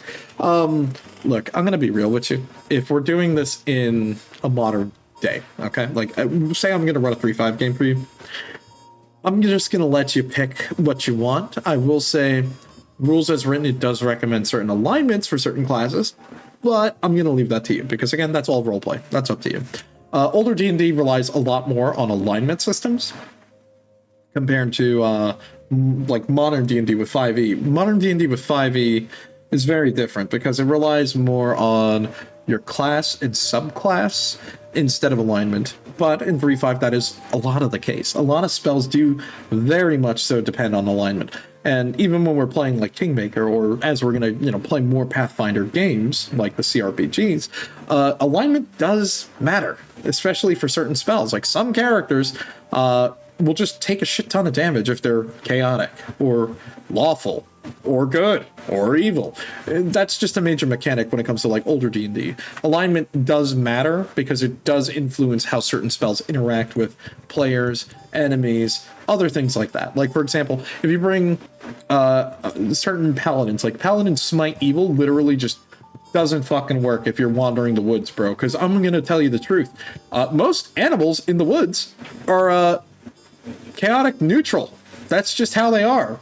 Wild animals are not really evil because you would be the one considered evil going into their territories, So that's just one thing to keep in mind as you're going forward, okay?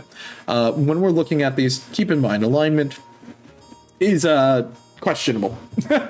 Consider it something that's needed to be known, but we'll get to it. Anyways, let's look at the Bard's table here. So, what does the Bard do? Well, they've got average BAB, nothing too crazy. Most of the time, Bards are ranged type characters, so I would say build them accordingly like that.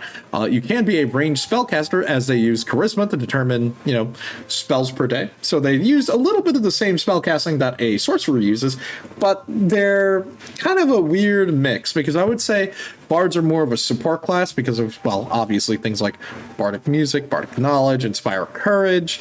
You have inspire courage, competence, greatness, heroics, which, these things are good, and we're going to get to looking at them.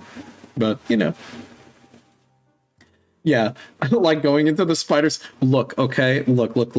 I went in there because I needed the fanged berries, and they just happened to attack me, bro. Look, I could have just walked in peacefully and got those berries from the bush at the back of the cave, but they didn't like that, okay? I had to put up a fight. I'm just saying.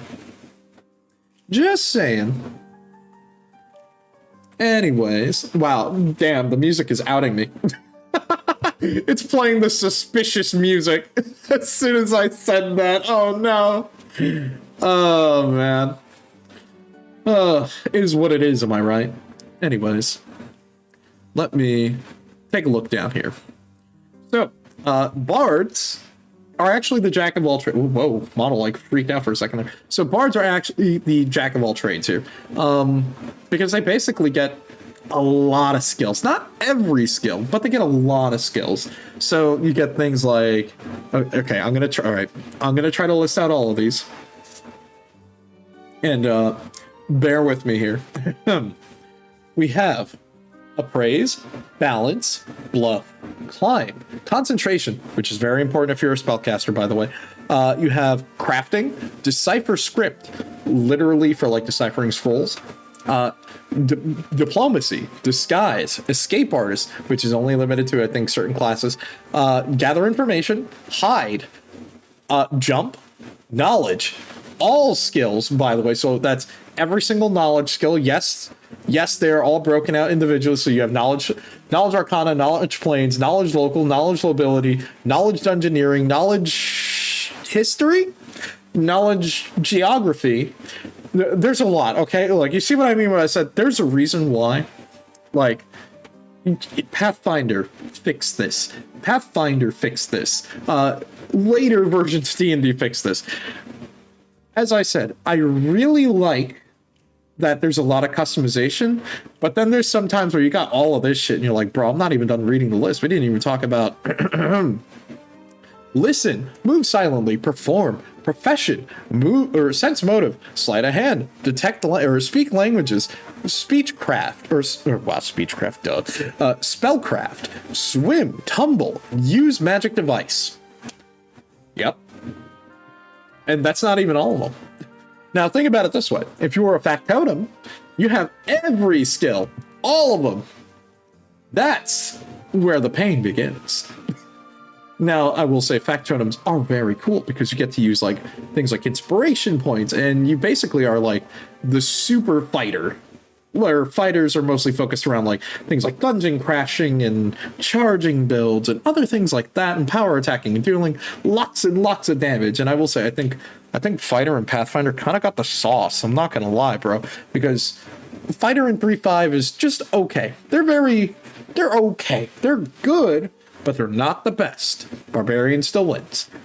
And even on that, I would say just take a level dip in a Barbarian and then just play Fighter, because you steal like all the benefits, or just dip Fighter for feats, because fighters will give you those feats. So, just saying. Oh, this music is meh. Hold on. We're gonna switch up the music. And so yeah, you walked into their fridge and said, I'm taking this fruit and I'm going to stab you if you say no. Okay, to be fair, it wasn't just stabbing them, okay? I threw a lot of fire bombs because the swarms were killing me, okay? And I didn't want to get super poisoned over and over and over. You did get me. You got me good. Hold on. Let me switch up our track here. What about... Let's go with this. Oh, this is cheery. This is good. Ba-dum-ba-bum. Okay, so we talked about the skills. Let's take a look at some other things here. So yeah, just like other spellcasters, bards can learn spells. So this is their spell level, and yeah, they scale with charisma on that. So more charisma probably means better DCs on things as well. Spells, bards can cast arcane spells, the same type of spells available to a wizard and a sorcerer, and which are drawn from the bard spells list. We'll take a look at those spells a little later. Hey, what's up, Coco? How you doing? Welcome, welcome. Let's see. Unironically, your family's getting a new fridge tomorrow and you have to take everything out. Oh, dude. That's gotta be a pain. I'm doing good. We're sitting here having a little bit of fun, reading through some older D&D books. Older D&D books are kind of interesting because you get to sort of see a lot of how different it is now, considering when you're looking at sort of where we're at now and then where we sort of end up with 5th edition.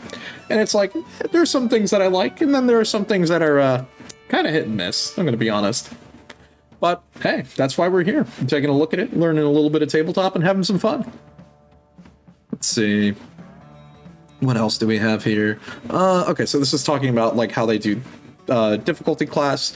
This is kind of bread and butter for a lot of these spellcasting classes, as we sort of seen. So you have things Bard's spell is its base 10 plus whatever the spell level is. Then it's the Bard's charisma mod, and that's usually how it always goes. You calculate it the same way. Likewise, for other spellcasters, they can only have a certain number of spells. Again, I would say just refer to the table if you're ever confused. Because it can be a lot to digest. And I will say, that is kind of the issue when we're looking at some of these older books. I think they're very cool, but let's be honest, there are lots of walls of text, which sometimes repeat. So that's okay. That's why we're here. We're here to figure it out. Okay, let's see what do we got here. Bardic Knowledge. Oh, okay, cool. So now we're at the part where we're looking at... Awesome, we're looking at some of the special class feats that were, features that we would get from the table. Okay, let's take a look. Bardic Knowledge. Bard picks up on a lot of stray knowledge while wandering the land and has learned from stories and other bards. We make a special Bardic Knowledge check with a bonus equal to his Bard level plus Intelligence mod to see whether he knows some relevant information about local notable people, legendary items, or noteworthy places. Okay, if the Bard has 5 or more ranks in Knowledge History, gain an additional +2 bonus on the check. Not bad, not bad at all. Let's see, what type of things do we have here? Okay, type of knowledge, so DC 10, common knowledge known by most substantial minority of the local population. Let's see, a local mayor's reputation for drinking, common legends about powerful places. What else do we have? Uncommon, but available with certain people. A local priest's shady past, legends about a powerful magic item, obscure knowledge known by few. A knight's family history, legends about a minor place of mystery or a magic item. An extremely obscure knowledge, which is known by very few, possibly forgotten by most who once knew it, or possibly known only by those who understand the significance of the knowledge. A mighty wizard's childhood nickname, the history of a petty magic item. Fair enough. Fair enough. Let's see. So, I'll be honest with you. So, the Bardic Knowledge, this is actually a really good way, or a fun way, and that's the most important thing here when we're talking about tabletop games, is having fun, right? So, if we're looking through another way to sort of get information to your players, this is a fun way of doing it. I do recommend, if you have a bard in the party, you can even tell them, hey, I encourage you, make some Bardic Knowledge checks while you're traveling around with the party, because sometimes you may have some additional fun stuff that you could tell the party. It also helps out too, because sometimes, maybe the player who is the bard is the face of the party. Now, it's kind of funny in hindsight, because I don't think this ever really came up in some of our conversations when we were talking about things like, how do you play D&D when we were doing our, Learning 5e series. But I guess we could talk a little bit about that before we kind of get on. And I guess that would be who's the face of a party? Typically, when you're playing D&D with your friends, or maybe your group of players, for example, in my group of players that I normally play with, I'm usually the DM. One of the players, usually it's either someone who has the best diplomatic scores, or maybe the player who likes to roleplay the most. will typically end up taking the role of the quote-unquote face of the party. And it's more or less someone who acts as like the liaison between the whole party as a group and also the NPCs. And it's kind of interesting talking about it like that because, you know, you would expect all your players to be engaged in the story and, you know, maybe be able to talk back and forth, you know, maybe ask other questions, maybe, you know, they have something they're interested in and that they're trying to find as well. But, you know, that's not always the case. And sometimes the group needs a leader, and that's okay. And, you know, typically this would be a good way to sort of maybe help. Maybe your bard isn't the face of the party, but you can tell them, hey, why don't you roll a bardic check? And maybe you can tell something cool to the party, and that can help sort of involve them in the role play. Because, you know, like I said, at the end of the day, we're playing D&D to have fun, right? And that's one way to do it. Making sure that all the players are feeling somewhat involved, you know? At least to me. I think that's what works and counts the most when you're doing that, you know? So, anyways, nice little distraction. I guess, okay, yeah, here we go. This is all the other stuff. So this is talking about the bardic music and other things like that, which we're going to need to talk about. And again, I know, right? Holy words. There's a ton of stuff on this page. And we're probably going to break it down a little bit here. So you have your things like bardic music. This is the main, well, feature of a bard, you know, bardic inspiration, other things like that. We have things like countersong. Now, okay, obviously, we're going to talk about the nitty gritty here. The book itself here, as it's saying, a deaf bard has a 20% chance to fail when attempting bardic music. Look, I'm going to be honest with you. That's, sure, if you're playing in a very realistic setting with your friends, yes, that will be the case. But me as a player, I'm going to tell you that sucks. I'm not going to let that happen. So as a DM, I'm going to say, you could just ignore that part. And that's some of the things you can do as a DM. Remember, you're allowed to just veto certain rules, especially if it's just going to be annoying. I mean, think about how many times whenever we've talked about things like traveling in a D&D setting or carry weight. I mean, hell, I mentioned it a little bit earlier on the stream too, when we talked about things like, you know, carry weight or ammo tracking. You know what I mean? I would say do it to your own discretion. When it comes to ammo tracking, I would say if it's an expensive piece of ammo, like maybe it's an enchanted bolt or a special type of ammunition that they're using, then I would say keep a track on it. But you don't necessarily need to, you know? Be fair. Be fair as a DM, and your players will have a good time. Because if everyone is trying to, like, you know, nitpick and be annoying, then no one's really going to be having fun. Either that or you're playing with a group of players that are kind of annoying or maybe a bit of a dick, but that's what it is. So let's take a look.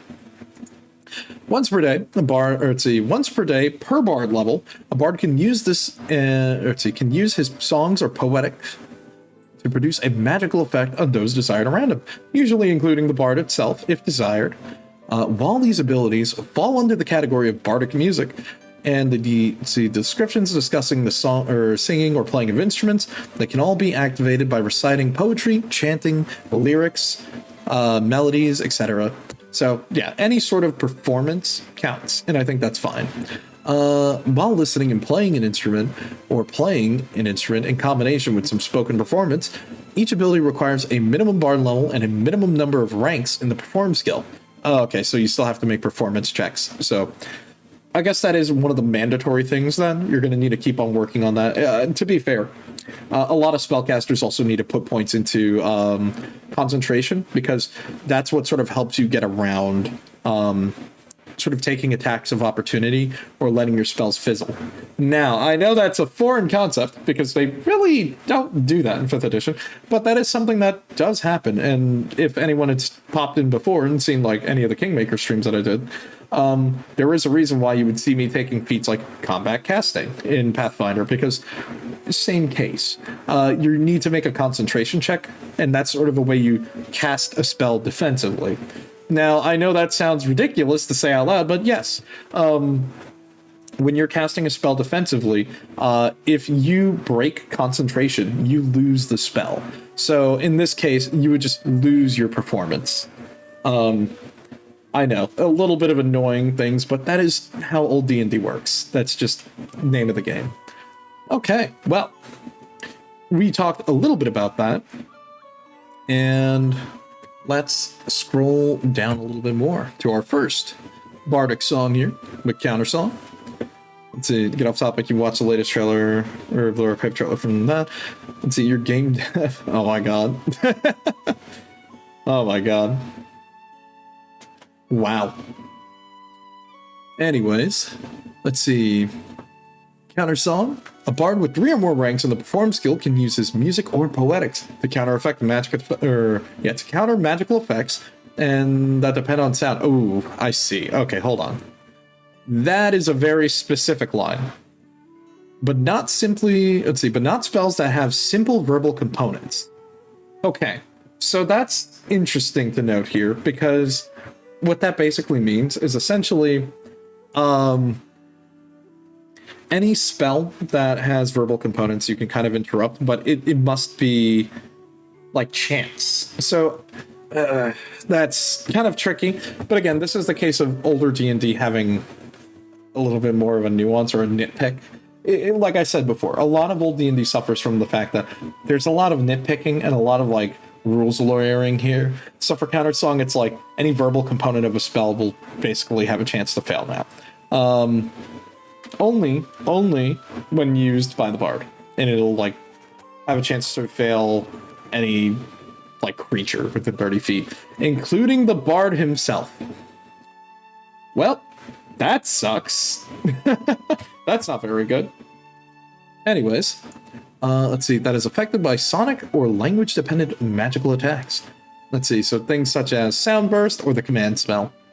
Fair enough. The bard may use a performance check in result or in place of a saving throw, and after, if the saving throw is rolled, a performance check proves to be higher. Yup. Okay, so basically it's like you take whatever's the higher result and you use that to sort of counteract it. And then let's see what else. If creature ranging with the counter song is already under the effect, and blah blah blah blah blah. Okay, basically, you can only get like 1 check per creature on that. There's no way to double check, no making them redo the save. Counter song has no effect against creatures that do not allow saves. Fair enough. The bard may keep up counter song for 10 rounds. Okay, correction. So every round they would basically need to redo the check to see how it goes. I'm gonna be real with you. Okay. If you are within 30 feet of a target like that, you may be in trouble. I'm just saying. And on top of that, it does lead to an interesting case where that's not always really easy. You know what I mean? So these are some things that you do need to keep in mind. Okay. Fascinating. Let's see. A bard with 3 or more ranks in the perform skill can use his music or poetics to cause 1 or more creatures to become fascinated with him. Each creature to be fascinated within 90 feet must be able to see and hear the bard and pay attention to him. The bard must also make or be able to see the creature and the distraction of any nearby, or let's see, the distraction of a nearby combatant or other dangers prevent this ability from working. Oh. That's not very good. Okay. Every 3 levels, you gain additional targets, blah, blah, blah, blah, blah. Yep. Okay, so you use your perform check. This acts as the DC. The creature needs to make a will save. If they beat it, then you can't fascinate for 24 hours. Wow, that sucks. Never mind. That's pretty bad. Let's see. If the saving throw fails, a creature sits quietly and listens to the song. No, let's see. Taking no other actions for as long as the bard continues to play and concentrate up to a maximum of 1 round per level. Okay. Let's see. While fascinated, the target will take -4 on skill checks made as a reaction, such as listen and spot. I mean, fair enough. It is pretty distracted already, all things considered. And let's see. Any potential threat that requires the bard to make another performance check allows the creature a new saving throw. Okay, so you can't really double dip very often, but good to know. Good to know. Let's see what else we got here. Fascinating is an enchant / compulsion. Mind affecting ability. Okay. So, now the thing that everyone knows. Inspire courage. Let's see, you do that. Bolstering them against fear and improving their combat abilities. Very true. To the affected ally, they must hear the bard song. The effect lasts as long as they hear it for up to 5 rounds, therefore after. An affected ally gets a +1 morale bonus against saving throws against charm and fear effects Fantastic. Very good. They also get a +1 morale bonus on attacks and weapon damage. Very good. At level 8, and every 6 levels after, the benefit goes up by +1. So level 8 to +2, level 14 +3, and level 20 a +4. So I'm going to be real with you. Oh, Inspire Courage is a mind-affecting ability. I'm going to be real with you. It's very good. Very, very good. This is, well, the go-to feature, I would say. Then we have Inspire Competence. I'm going to be real with you. This is literally just to help you with skill checks, and it's essentially Inspire Courage, but for skills instead.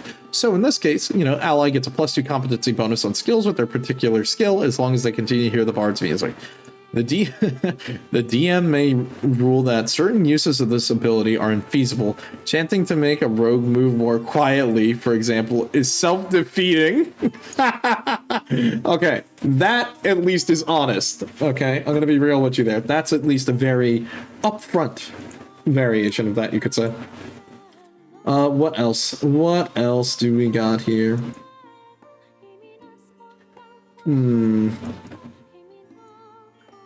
We have things like Suggestion, which is basically, okay, I'm going to be real with you. Suggestion is basically a Pathfinder skill. And I know we've kind of talked about it before, I think, at some point. But basically, it's just kind of what you expect. It works a lot like the spell, or, well, obviously. It can perform to make suggestion as the spell to a creature that has already been fascinated. Using this ability does not break the bard's concentration on fascinate, nor does it allow a second saving throw against fascinate. Okay, fair enough. Making a suggestion doesn't count against the bard's daily limits on bardic music. Okay, well that's fair enough. At least you get to still use the ability. That's important, because you don't want to get scammed. I'm going to be real with you. That is like a key issue that does happen. So let's keep on going. Let's see. Inspire Greatness. 9th level, the bard. Let's see. Yeah. A bard of a 9th level or higher with 12 or more ranks and perform can use the music and poetics to inspire greatness in himself or a single ally in 30 feet. Yep. Single willing ally. Remember, that is also the important thing. Keywords are very important in old D&D. Absolutely. Granting him or her the extra fighting capability. For every 3 levels a bard obtains beyond level 9, he can grant an ally with another single use of this ability. Okay. So, to inspire greatness, a bard must sing to an ally and they must hear them, obviously. The effect lasts as long as the ally hears it, and for 5 rounds therefore after. Let's see, they gain a +2 bonus hit dice, so 2d10s, and commensurate the number of temporary hit points. You apply it to your con mod. Apply the target's con mod to, or if any, to these hit die. Okay, so you just gain bonus hit die. That's good. Gaining more health is always a good bonus. Not bad, not bad. What else do we have here? Song of Freedom. Oh, okay, it's just break enchantment spell. Fair enough. Very good. Very, very good. And we have Inspire Heroics, level 15 or higher. With 18 or more ranks in Perform, you can use music or poetics to inspire tremendous heroism in self or in a willing ally within 30 feet. It allows them to fight bravely, overwhelming odds. For every 3 bard levels a character attains beyond level 15, you can inspire 1 additional creature. To inspire heroics, a bard must sing to an ally and they must be able to be heard. A creature gains +4 morale on saving throws, +4 to AC for as long as they can hear, and also this counts as a mind effect. Okay, so it's like, I would still say either use Inspire Greatness or Inspire Courage at a higher level, but most of the time, let's just say you're going to be using Inspire Courage. And that's really going to be it, so. Okay. What else? Cleric. Okay. Now we got to talk about it. So Cleric is obviously what is going to end up being the highest level, or, well, not the highest level, but Clerics are, in my opinion, the best class in 3.5. Why? They are absolutely overpowered because they're just very good, because they have access to divine spellcasting, which, in my opinion, very good. Divine spellcasting has some of the greatest spells. Not as overpowered as Arcane. Arcane does have some very good Arcane does have some very good spells, But here's the catch. They not only are clerics extremely good with their spells, like they have very good spells, they also kind of do everything. They can attack, they can fight, they're tanky, they're broken. So, yeah, let's take a look at the cleric. So as mentioned, they use wisdom. They get domains. I'm not going to read through all the skills again because I know that's kind of a meme. I'm going to be honest with you. Let's see. What else? Yes, there we go. A cleric who chooses travel domain adds survival to the skill list. A cleric who chooses a trickery domain adds bluff, disguise, hide to the list. See your deities and domains and spell list below for more information. Okay, so you're probably wondering, why is cleric so good? Well, they have an average BAB, which we talked about before. Average BAB is fair, but it's still good. It's not the best BAB, but we can deal with an average. Low BAB would mean you're a spellcaster. What else? They get turn on dead. They have pretty decent saves. Excuse me.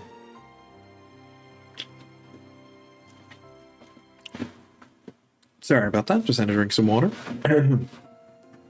And we also have spells per day, and that also includes your domain spells, which, oh yeah, here we go.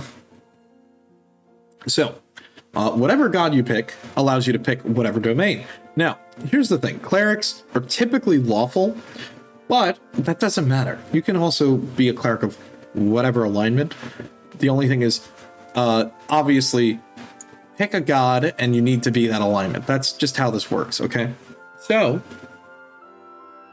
to give you an example, lawful good, you have these domains, and, things like good, law, war, a lot of these other things. I know, we're going to get a little bit repetitive here on this, but, you kind of get the point. Let's see. Oh man, Vecna's on this list. That's cool. Wee Janice. Okay. Goddess of Death and Magic. Awful neutral. Let's see. Carl Thong, God of the Elves. Palor. Garl Glittergold, God of the Gnomes. Okay. Not bad. Let's see what else we got here. Let's see. Aura. If a cleric of a chaotic, evil, good, or lawful deity has a particularly powerful aura corresponding with their deity, see Detect Evil. Clerics who don't worship a specific deity but choose chaotic, evil, or good, or lawful domain have a similar powerful aura corresponding with the alignment. So yes, alignment auras are a thing. This is going to sound really silly because this is a very old D&D thing, which is like auras of goodness, auras of evil. It's literally, okay, the best way I can describe it to you is imagine it as the D&D vibe check. You go into a town with your party, some people may like you, some people may not like you. Some of them may detect, oh my god, they have this aura of malice around them. What could be causing it? That, my friend, is the aura of evil. Or it could be just an aura of malice. Look, you see what I mean? There's a lot of tricky things when you talk about a lot of these older classes. And again, there's probably going to be a reason why this is going to be like a whole song and dance thing, yeah. What else here? Spontaneous casting. Again, similar thing to Sorcerer. They do have spontaneous casting, and that's sort of how we would go about it. We took a look at the skills already. And the other thing, yeah, there we go. Okay.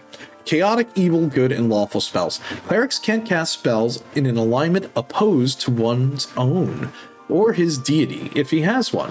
For example, a good cleric or a neutral cleric of a good deity cannot cast evil spells associated with the particular alignments that are indicated by the chaos, evil, good, and law descriptors in their spells. So, again, that is some of the old D&D stuff in it. Like I mentioned before, we kind of talked about this earlier, but that is something to note. Old D&D favors a lot of use of alignment to really sort of lock down druids, spellcasters, and, well, anything in the divine category. mostly for balance purpose. But it doesn't necessarily make it any more balanced, because that's like, wow, oh no, you put a band-aid over the cushion wound over balance. But look, I think the best I could say is, I think like D&D will never be balanced for player versus player combat. That's just not how the game is built, okay? But one thing to note is that, yes, this is just kind of how it is, you know? Like, it's okay for a class to be overpowered, but the whole point is you shouldn't always be playing the overpowered class. And again, this is a classic case of players will min-max the fun out of the game, which is kind of what I can, expect when it comes to a case of, min-maxing in D&D. Now, this is a discussion that we've kind of had before. We've talked about, min-maxing in D&D, but, it's something we do need to keep in mind. Now, I know we talked about it. We didn't really talk too much, but specific things. We already talked about auras. There's not really much else to talk about, because Cleric's main class feature is just domains. So after certain levels, they get certain spells, they have divine spell casting, they gain additional benefit spells from that domain, and they just get spells that would typically not be in their spell book. So for example, like, I know, not even the same game, but still a good example, would be like Tristan in Pathfinder 1, in the Kingmaker game we've been playing. He is a goddess of, he's got Serenray, which is like a goddess of healing, and the sun, basically. So he gets like arcane spells that are just straight up like Scorching Ray. And that's just an example, because that still, follows through here. So, good thing to note. That is just how it works. So, let's keep going. What else? What else do we have here? We have the Druid, which is another runner-up for being overpowered. Again, sort of in the same vein, like we talked about Druid when we were playing Pathfinder. But an important thing to note is, with all the hundreds of books of resources, Druid can become very overpowered. Again, same case, because Druids are divine spellcasters, they are spontaneous casters, and they have access to meta magic, similarly to a cleric. Very good, very strong types of character. They do share a little bit of things with like barbarian and, rangers, but the main thing that they have as a difference is, well, you can just straight up have an animal companion. Like, you can have an animal companion, you have different types of spell casting, they use wisdom as their modifier, and I think they also have wild shape. Yeah, they have wild shape right here. So it's like, not only do you have an animal companion, you have access to the best spells in the game, and you also can just do things like Woodland Stride and just move faster within trees. Trackless Step, they can't really find you. Resist Nature's Lore, and then Wild Shape, Venom Immunity, and then Timeless Body, which just means you never age. So yeah, you see what I mean? It's like, it can get a little bit ridiculous. But go figure. So let's keep on going. Spontaneous casting, we already talked about that before. Lawful spells, same thing. Animal companion. A druid may begin play with an animal companion selected from the following list: a badger, a camel, a dire rat, a dog, a riding dog, an eagle, a hawk, a horse, a light one or heavy one, an owl, a pony, a snake, small or a medium viper, or a wolf. If the DM's campaign takes place wholly or partially in an aquatic environment, the DM may add the following creatures to the list: crocodile, portopus, a medium shark, and a squid. And the animal is loyal. The animal is a loyal companion that accompanies a druid on their adventures as appropriate for its kind. Fair enough. Look, man, what if I just want to have that medium shark, but he's the land shark, bro? He's gonna be he's gonna be that shark that wears like the 3 shoes, like that stupid AI shark that people were memeing. He's gonna be running on land like that. Okay, well, let's keep going. Let's see.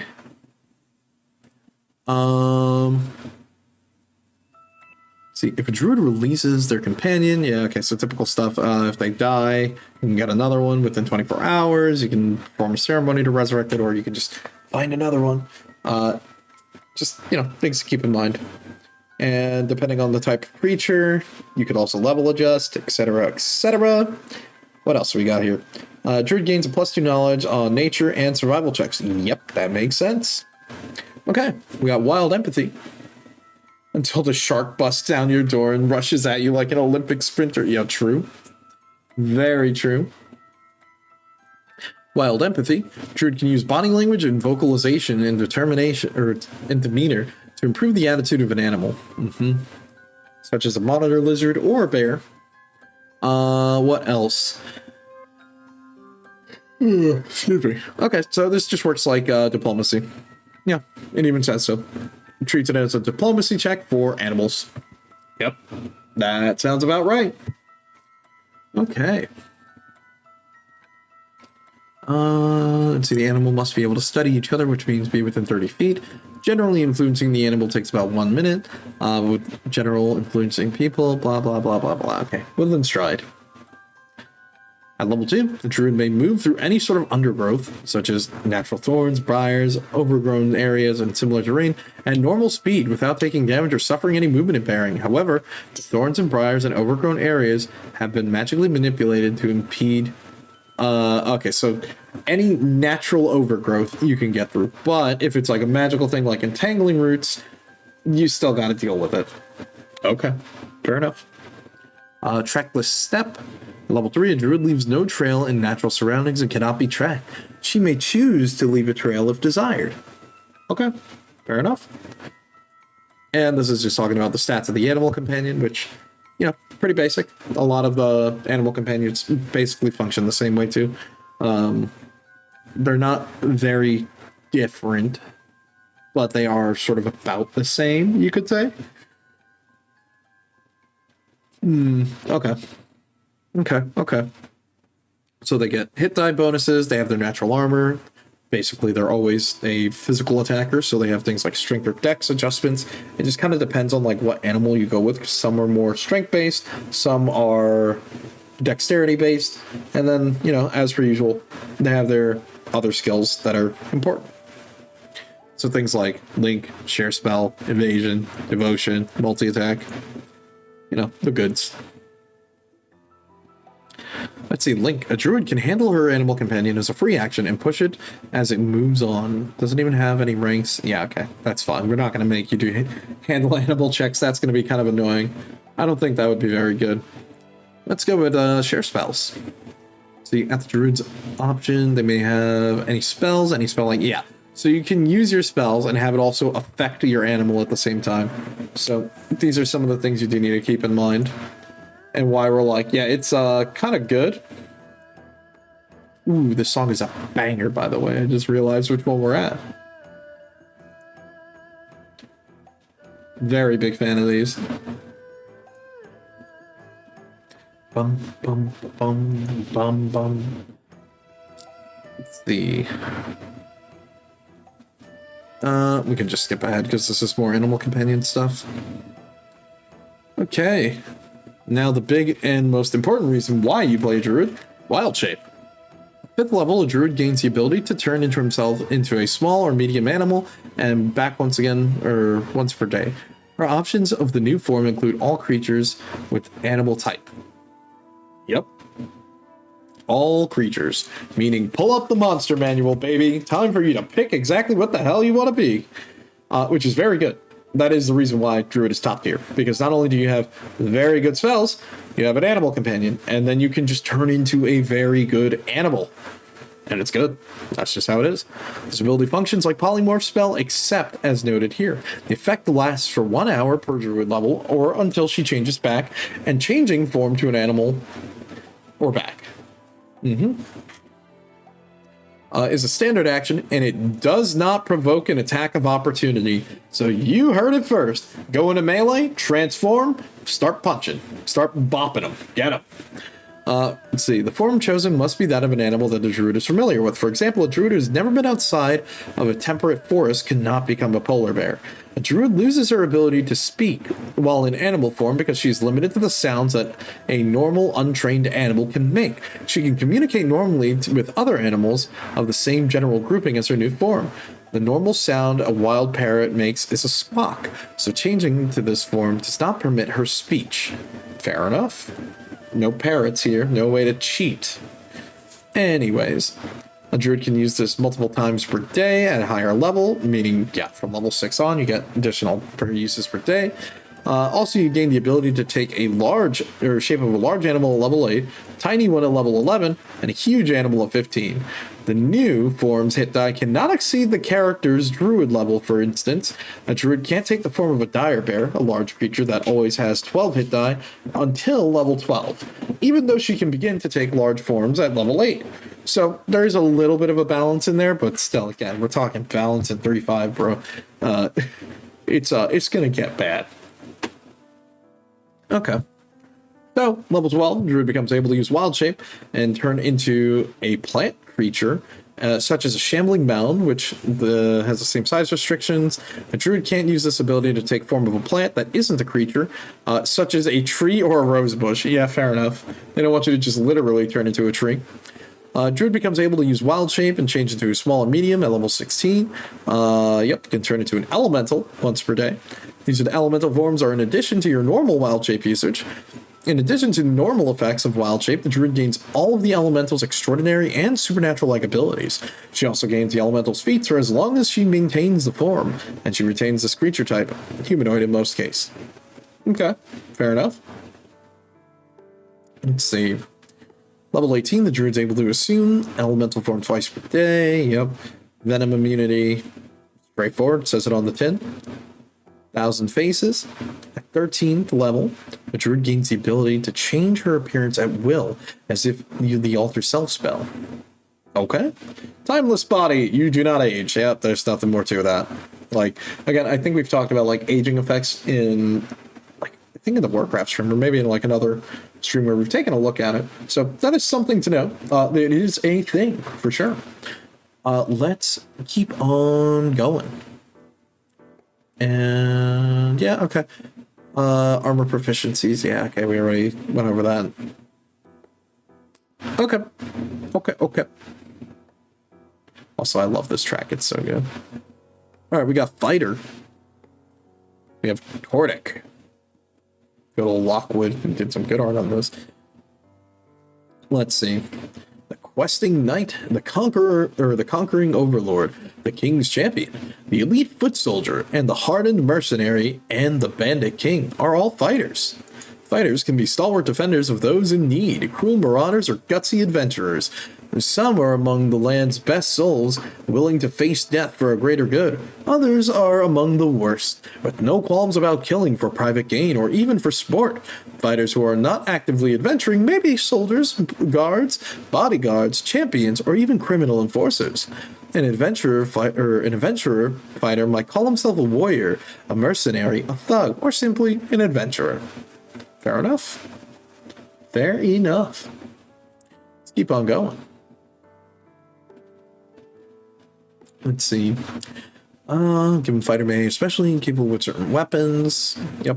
Fighters basically are proficient with all weapons, really, except like, or I think they have access to all weapons, all equipment, except, I think, what is it, like, exotic weaponry? You have to, like, get feats for that, if I'm remembering correctly. But we'll take a look at it. Ability scores. Strength is especially important for fighters because it improves their melee attacks and damage rolls. Constitution is also important for a fighter, so they have lots of hit points, which they need in many for their battles. Dexterity is important for fighters who want to be good archers or those who want to access to certain dexterity-orientated feats. But the heavy armor that fighters usually wear reduces the benefit of high dexterity. Yeah, so you need to usually find like a middle ground for that temperament. Skills, very small. Yep. Proficient with all simple weapons and martial weapons, and all armor, including shields and tower shields. Yep. Let's see. At first level, a fighter gains a bonus combat-orientated feat in addition to the first level 1 feat. So yeah, a human fighter gets an additional 2 feats. Oh, wow. What a timing of that track. Very good. I like this one, but we're gonna have to change it a little bit too energetic here. Go to my other favorite one. Damn, I should put this on the stream start playlist. I'm gonna do that. Ba-dum-bum-bum-bum.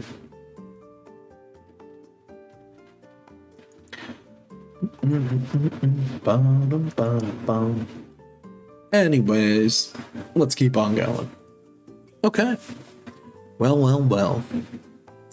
Yep, so the main gimmick about Fighter is that fighters generally get like a lot of additional feats as they sort of keep on going.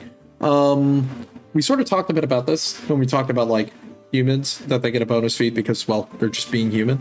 But human fighter is pretty good. Like, we always make the joke, we meme about, oh, everyone makes default human fighter, man. But no, there is a reason why people did that, because it was good.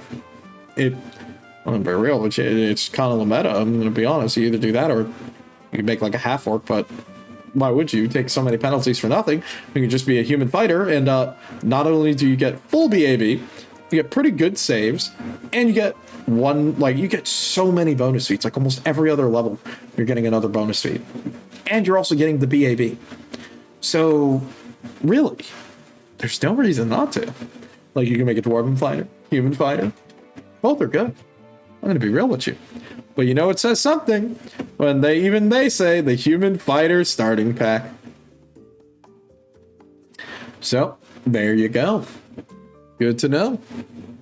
Okay, well, now we've made it to monks. Very interesting. Very interesting. They use key as expected. And let's keep on looking. Let's see. Game information. Monks have the following game statistics. Wisdom. Monks need to be lawful, that's one thing. And then two, additionally, they need to, make use of wisdom and dexterity. So that's your two primary stats that you're going to kind of use. Wisdom is obviously to raise the DC of things like Stunning Fist, and dexterity is obviously how you're going to be getting a lot of your damage out. Now, there are strength builds for monks, but those are very specific, and you can totally do it. But,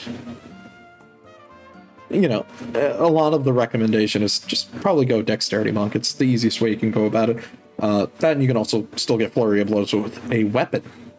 Or no, correction, you can only get Flurry of Blows with normal strikes or special monk weapons. So things like Kama, nunchucks, quarterstaffs, sais, shurikens, or singham.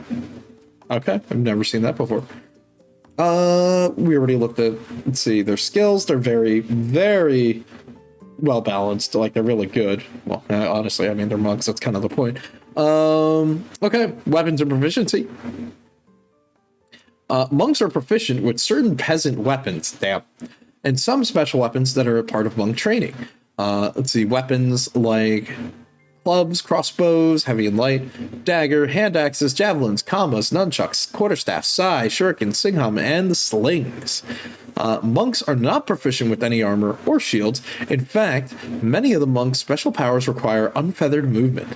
When wearing armor and using a shield, or carrying a medium or heavy load, a monk loses their AC bonus, as well as their fast movement and flurry of blows. Yes, so unfortunately, you've chosen a monk. You are now poor. Not the greatest IMO, but it is something. It is something, all right.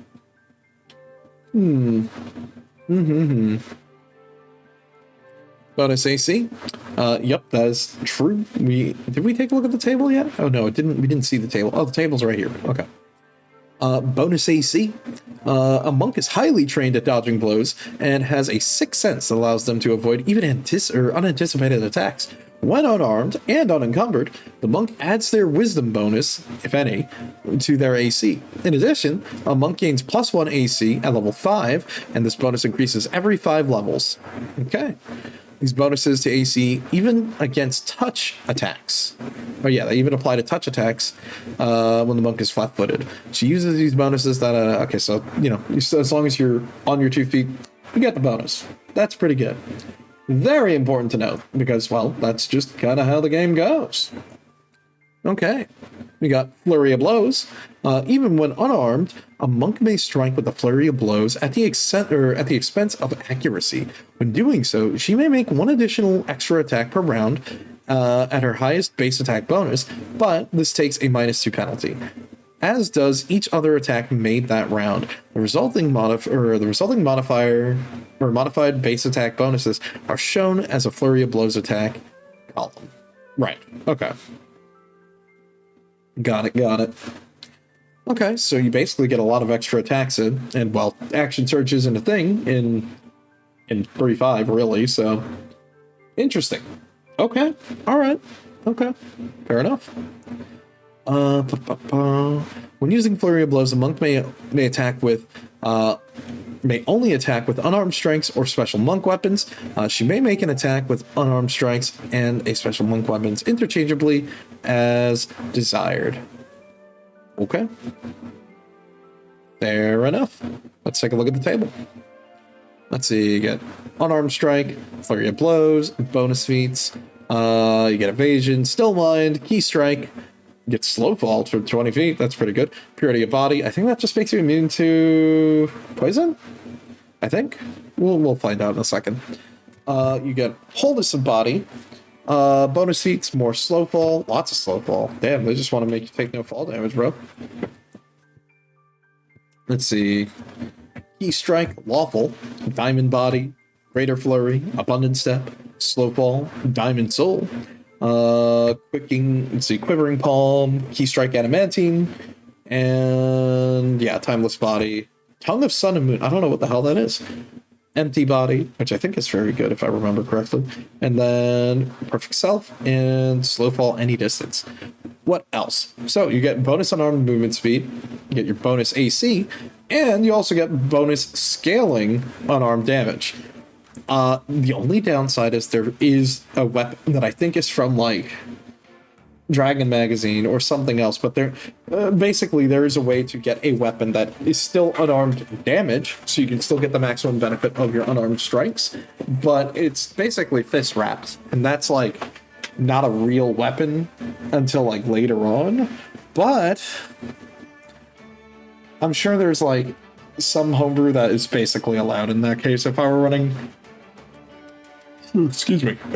If I was running a campaign in that case, I would definitely recommend, yeah, just running some homebrew like that. Do it simple. Anyways, let's keep on going. Oh, yeah, your size also determines what... Oh, that's so lame. Your size also determines the difference in unarmed striking damage, which can be kind of a pain in the ass, now I'm thinking about it. Let's see. Alright, I'm not going to read through all of that, because that's just talking about like how extra attacks work. We kind of already went over that. Unarmed striking. Monks are highly trained in fighting unarmed, giving them okay, this is talking about the scaling damage, talking about how it changes. Okay, they may either select improved grapple or stunning fist. I'm not going to talk about grappling right now. I feel like we've talked about it every time it comes up. We're going to hold off on that argument for now.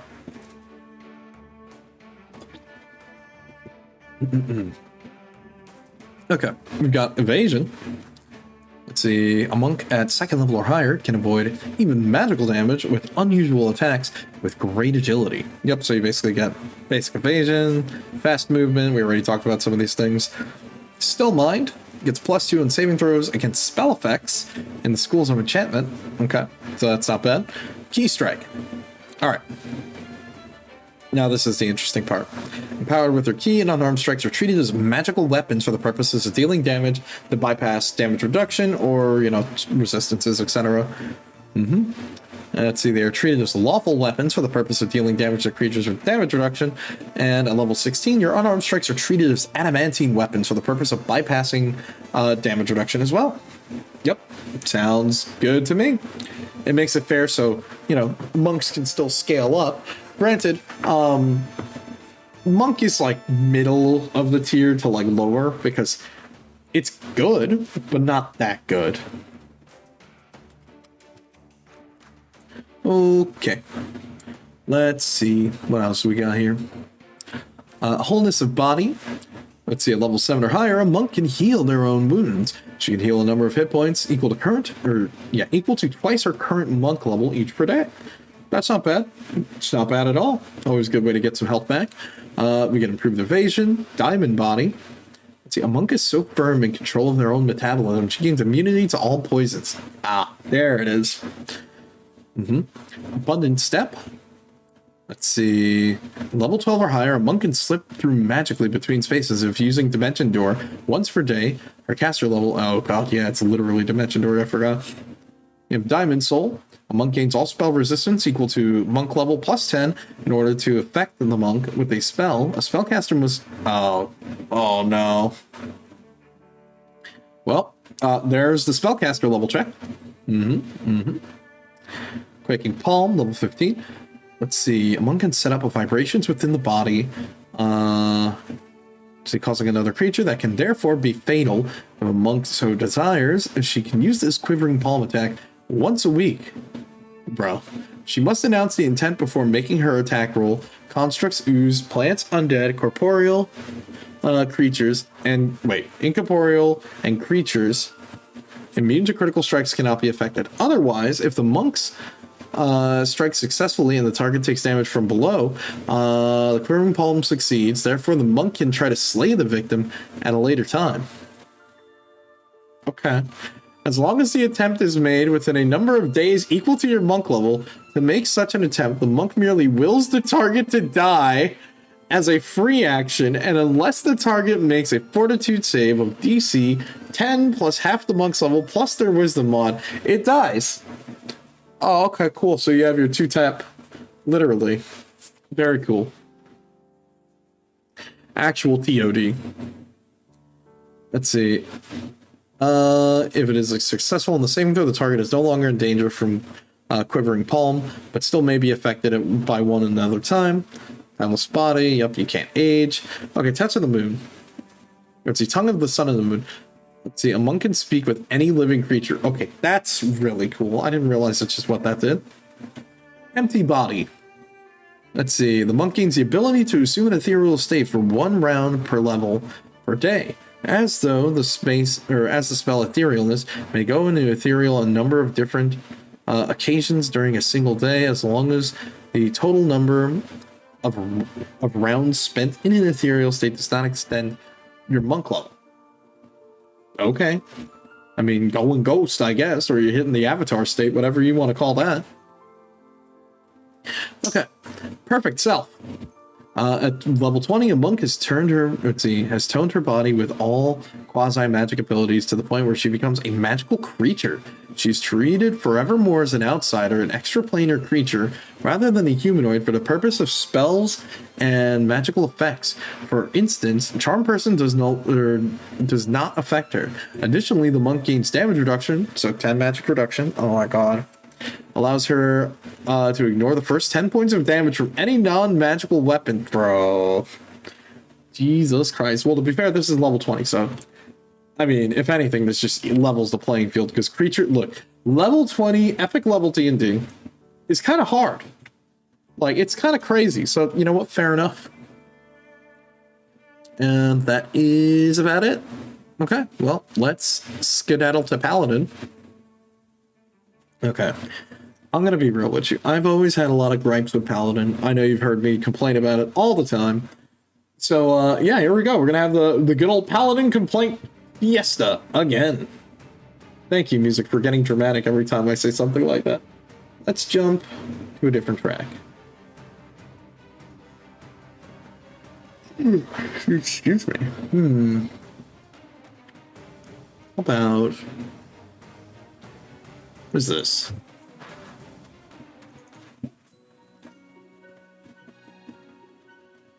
Sure, we can go with that.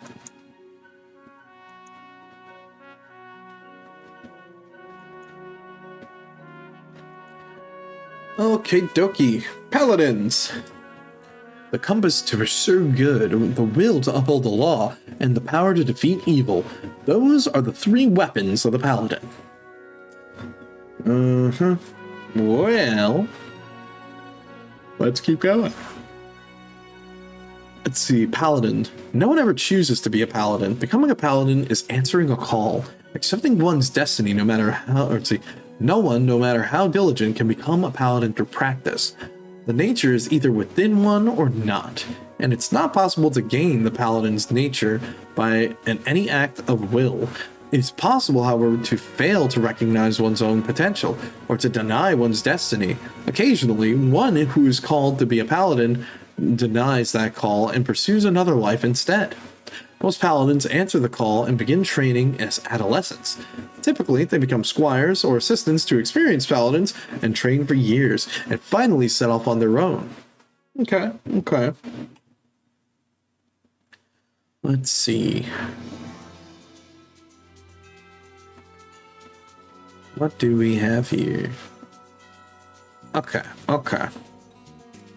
So we have Aura of Good, Detect Evil, Smite Evil, Divine Grace, Lay on Hands, Aura of Courage, Divine Health, Turn Undead, Smite Evil again, Special Mount. Well, you know how much I feel about that mount, but we'll get to it. Remove Disease, Smite Evil, and oh god, this sucks. Wow, this is bad. Okay, so never mind. They have full BAB. That's the only good side. They have bad spell casting. They can't cast a spell until level 7. Yep. That sounds about right. They have so many dead levels. This is horrible. What the hell? They really just power attack, bro. Okay, so they need intelligence for skill mods. They use a lot of wisdom. They use charisma. Ooh, we're gonna be in for it. We're gonna be in for it, boys. Okay, here's the problem. All right, you want to know what the paladin problem is? I'm gonna tell you the paladin problem. Okay, MAD. Say it with me. Multi-attribute score dependent. Why? Well, you see here. Okay, lay on hands. Charisma times charisma bonus. Okay, so you need strength because that's how you're going to deal all your damage with their high BAB. You need constitution, so you're not going to die. You need wisdom because your spell casting is reliant on your wisdom score. And then you need charisma for your other class features. Can I say I told you so? Because the problem is you either need to make two choices. Do you forego your casting as a paladin, or do you just bite the bullet? Yeah. Now, I will say, the only problem is you are a prepared divine caster. It still sucks. I'm going to be real with you. Just, if you're going to play a paladin, play a cleric and roleplay as a paladin. I'm going to be honest with you. That would be the way I would recommend going about it, because it's not really good. But there are some good things in Paladin, and we're going to talk about that. You're finally done writing to the bit where the two sentient magic items get to be roommates in the girl set, and you can finally flex those action comedy muscles after this. Look, man, you got to the fun part. Now you get to really have a lot of fun. I think that's going to make it a lot easier for you to, like, get through the rest of the writing leaf, because now you're basically going to really, like, get to go on that, you know? Excuse me.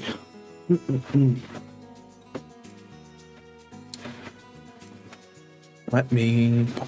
hold on. You know what? Let me drink some water real quick. You finally gotten to the meat. Exactly. Look, you ate your vegetables. Now you're at the meat and potatoes. You get to the good part. All the big juicy bits. Okay. Let me... Yep, you gotta proofread. Of course.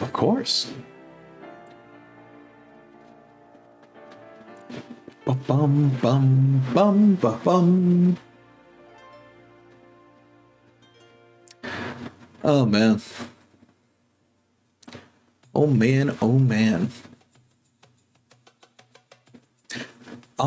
You know what? Okay, before we get into Paladin, actually, let me run AFK real quick, and then we'll get back to those, because I already started the whole rant on Paladin, but we're gonna really talk about why it's kind of a hit and miss class in a sec. But you get the point, you know. So So we'll do that. We'll talk about it. You know, same old, like always. We'll have some good laughs, some gaffs. You know, the huge, as we would say. But, yeah. All right. I will be right back. 1 second, everybody. And, we will, get to the rest of this. Be right back. Oh, gotcha. Don't you worry. I will. Be right back. Okay. Here we are. Anyways. Paladin. Right. Okay. So, I'm going to be honest, if you've kind of heard me ramble and rant about Paladin before, but here we go again. Once again, I already talked about the mad, well, it being a mad class, which is bad. Bad equals bad most of the time, I'm going to be honest with you. But let's talk about its dumb features. Now, I will say, it does have upsides. It has full BAB, which is always an upside. It has things like good armor proficiency. It wears heavy armor. It's going to need it. It's a fighter, right? You have Aura of Good. The power of the Paladin's Aura of Good is equal to that of your Paladin level. This is very stupid. I mean, look, no shot Aura of Good works. This is more for roleplay purpose. Same thing with, like, Detect Evil. Paladins have Detect Evil as a spell. It's going to be useful if you're going to be using Smite Evil, which obviously you should be using because that is the point. It is your class feature. You should use it. I'm going to be honest. We already talked about auras and alignments. We don't need to go over that again. Smite Evil. This is the main thing. It's really good in 5e. It's okay here. Now, the main reason why is the evil part, okay? So remember how I mentioned before, I talked about a lot of spells requiring alignments earlier on. Paladin suffers the worst from it because its main class feature that gives it extra damage, which is really good, is tied to alignment. Yeah. It's tied to smiting evil. Now again, in the scenario that I gave you, let's say we're going into the woods. Okay, you're gonna go fight some bears. Those bears are chaotic neutral. They're not evil. You are the evil one, my friend, to them. So, as you can see, that's sort of the problem here. Now, Smite Evil. Once per day, as a paladin can use once per day, a paladin may attempt to smite evil with one normal strike. She adds her charisma bonus as if to her attack roll and deals 1 extra point of damage per paladin level. So for example, a level 13 paladin armed with a longsword would deal 1d8 plus 13 points of damage. Plus any additional bonuses if they had high strength or magical effects that would normally apply. So if the paladin accidentally smites a creature that's not evil, the smite has no effect, but the ability is still used up for the day. See the problem now, right? After level 5, every 5 levels therefore after, the paladin may attempt to smite evil in 1 additional time as as indicated on the table. Paladin to a maximum of 5 times per day at level 20. Bro, 5 times for a spell that just doesn't fucking work? I mean, look, there's a lot of evil creatures you could fight, but that doesn't mean every creature you're going to fight is evil, and that is the problem. That's why it's useless. Because if you're just in a scenario where there's just not that many evil creatures, why play a paladin? You should have been a cleric. Is it time to re-roll? Like, you know, that's kind of my issue. So, if I had to give you my own homebrew change to it, just take the alignment part out, because then you can actually use your class feature, because that's your only class feature. Outside of that, you have what? You have lay on hands? That's it. That's just healing. Yeah, that's it. Like, what the hell? You were expecting more? Well, let's get to it. Divine Grace. At level 2, Paladin gains a bonus equal to her charisma on all saving throws. Very good. Very, very good. Level 2, high charisma bonus. Add that to all of your saving throws. That makes up for having average to low saves. Okay. Lay on hands. Beginning at level 2, a paladin with a charisma score of 12 can heal, or higher, can heal targets by touch. Each day, they can heal a total number of hit points equal to the number of paladin level times your charisma bonus. That's pretty good. Pretty good. For example, level 7 paladin with 16 charisma plus 3 bonus can heal up to 21 health per day. A paladin may choose to divide her healing amongst multiple recipients, and she doesn't have to use it all at once. Lay on hands is a standard action. Alternatively, the paladin can use any of these healing powers to deal damage to undead creatures. Using lay on hands in this way requires a successful melee touch attack that doesn't provoke attacks of opportunity, and the paladin decides how many of her daily allotment points to use as damage after successfully making a touch attack. That's good. Aura of Courage. Beginning at level 3, a paladin is immune to fear, magical or otherwise. Each ally within 10 feet of her gains a +4 morale bonus to save against fear effects. Absolutely fantastic. An amazingly good feat. Or amazingly good thing. Divine Health. At level 3, paladins gain immunity to all diseases, including supernatural and magical diseases, such as mummy rot and lycanthropy. Amazing. Very good. Okay, so where does it start getting bad? Well, you have Turn Undead. Turn Undead's really good. Use your Charisma modifier. You can Turn Undead. Yeah, we already talked about that, or Rebuking Undead. Here's where things start to go a little bit south, in my opinion. It's when it comes to spellcasting. For the love of God, you should have just made it work off of Charisma, because then you would be Charisma, Con, and Strength, right? That would be exactly what you want. No, you're going to use Wisdom because you're a divine spellcaster, so you must suffer like the rest. And yeah, you use Wisdom, which is very unfortunate because you don't even get spells till like level 7. At the beginning of level 4, a paladin gains the ability to cast a small number of divine spells, which are drawn from the paladin spell list. Bro, you get spells and you don't even get spells per day. It's not as good as you think. Yeah, okay. Like other spellcasters, a paladin can only cast a certain number of spells per day.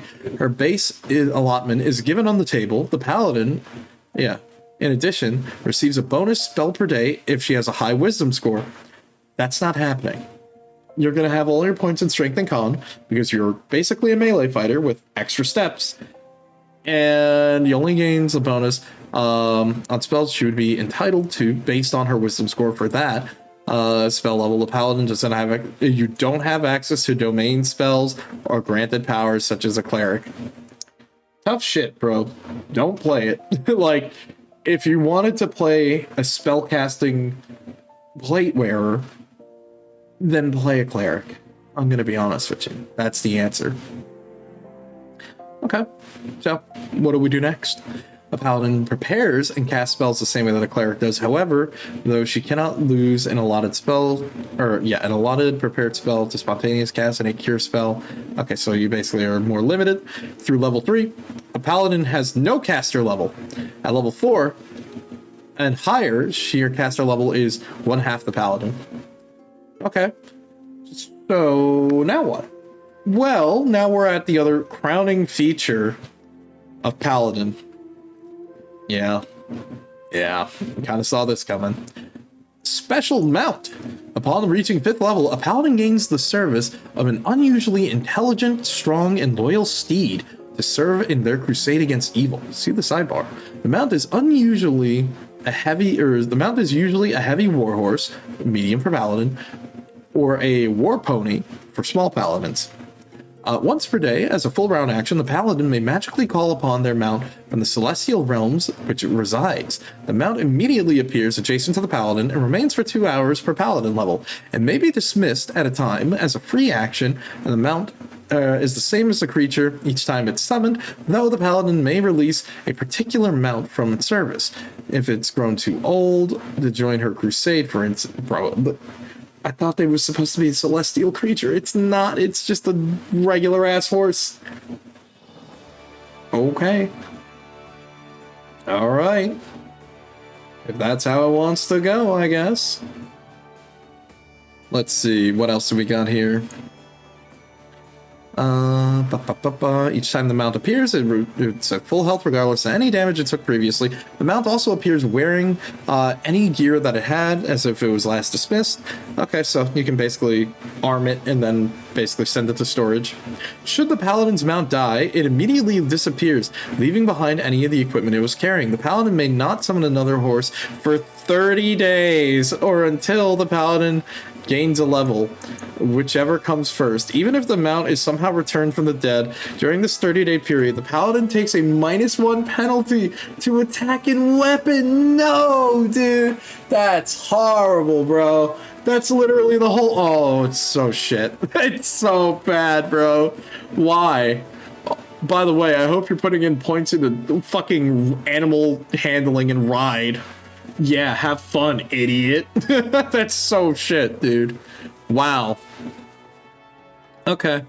Level 6, you get remove disease. A paladin can produce a remove disease effect as a spell once per week. Very good. She can also use this ability one additional time per week. For every 3 levels after level 6. Okay, so code of conduct. A paladin must be lawful good aligned, or you lose all class abilities if you ever commit a willing act of evil. Additionally, the paladin's code that she respects legitimate authority, act with honor, not lying or cheating or using poison, and so forth, helping those in need, provided they do not use the help for evil or chaotic ends, and punish those who harm or threaten innocents. Sure. That's a pain in the ass. So, yeah. Ex-paladins. A paladin who ceases to be lawful good, or who willingly commits an evil act, or who grossly violates the code of conduct, loses all paladin spells and abilities. She may not progress any further in the levels of a paladin, and she must regain her abilities and advanced potential if she atones for her violations. See the atonement spell description. Oh my god, bro. No way. They're gonna hook you up to the paladin lie detector test? That's so shit. Once she is returned off the path, she may never return. Okay. The paladin's mount. Yeah, we're gonna have to talk about this. Okay, so it works like a regular animal companion. That's expected. Its stats are okay. It's not amazing. Let's see, superior to the normal mount and has special abilities listed below. A standard mount for a medium paladin is a heavy warhorse. A standard mount for a small paladin is a war pony. Your DM may work with you as to select another kind of special mount, such as a riding dog for a halfling paladin, or a large shark for a paladin in an aquatic campaign. Let's see, the paladin's mount is treated as a magical beast and not an animal for the purpose of all things. Yeah, Okay. So it's basically a souped up normal creature, which is fine. I think that works best. It also has additional things like share spell, which that's good. The problem is the paladin can't cast any fucking spells because their wisdom is going to be low. Or it's like not really worth it, IMO. This is just frustrating.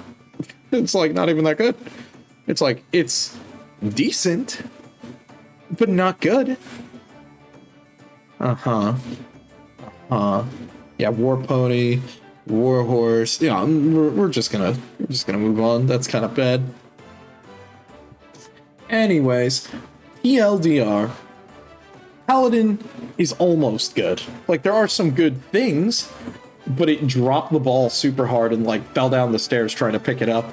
And well, you want to know the easy answer? And I'm sure you've heard me say it before. Just play cleric, bro. Just play cleric. That's all you had to do. I'm gonna be honest with you. Anyways, let me lower this a little bit. This track's a little bit loud. There we go. There we go. It was like little better. Okay. Let me take a look at Ranger. Okay, so we already talked about another low tier class. Now we're going to talk about an even lower tier class because Ranger is not good. There are better versions of this class in Pathfinder, and it's called Slayer. And Slayer is just like, I'm just going to kill shit, and it's not even amazing either. It's just okay. It's not terrible. It's good when you get your animal companion, and it can be good. I mean, look, for example, in Pathfinder, I think Ranger is better, just because Pathfinder has better ranging feats. Unfortunately, there is no power attack for ranged hits, like there is in Pathfinder. Like, there's no deadly aim, there's no, like, look.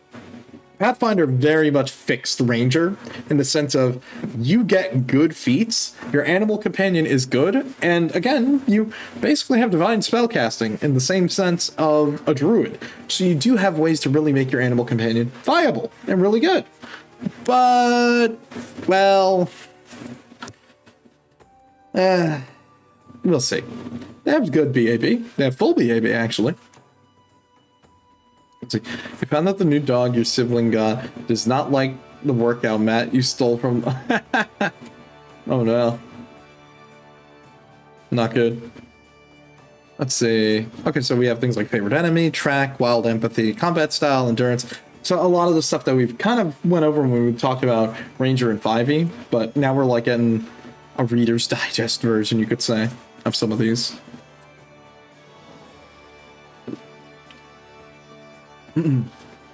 Sorry about that, rehydrating. Okie dokie.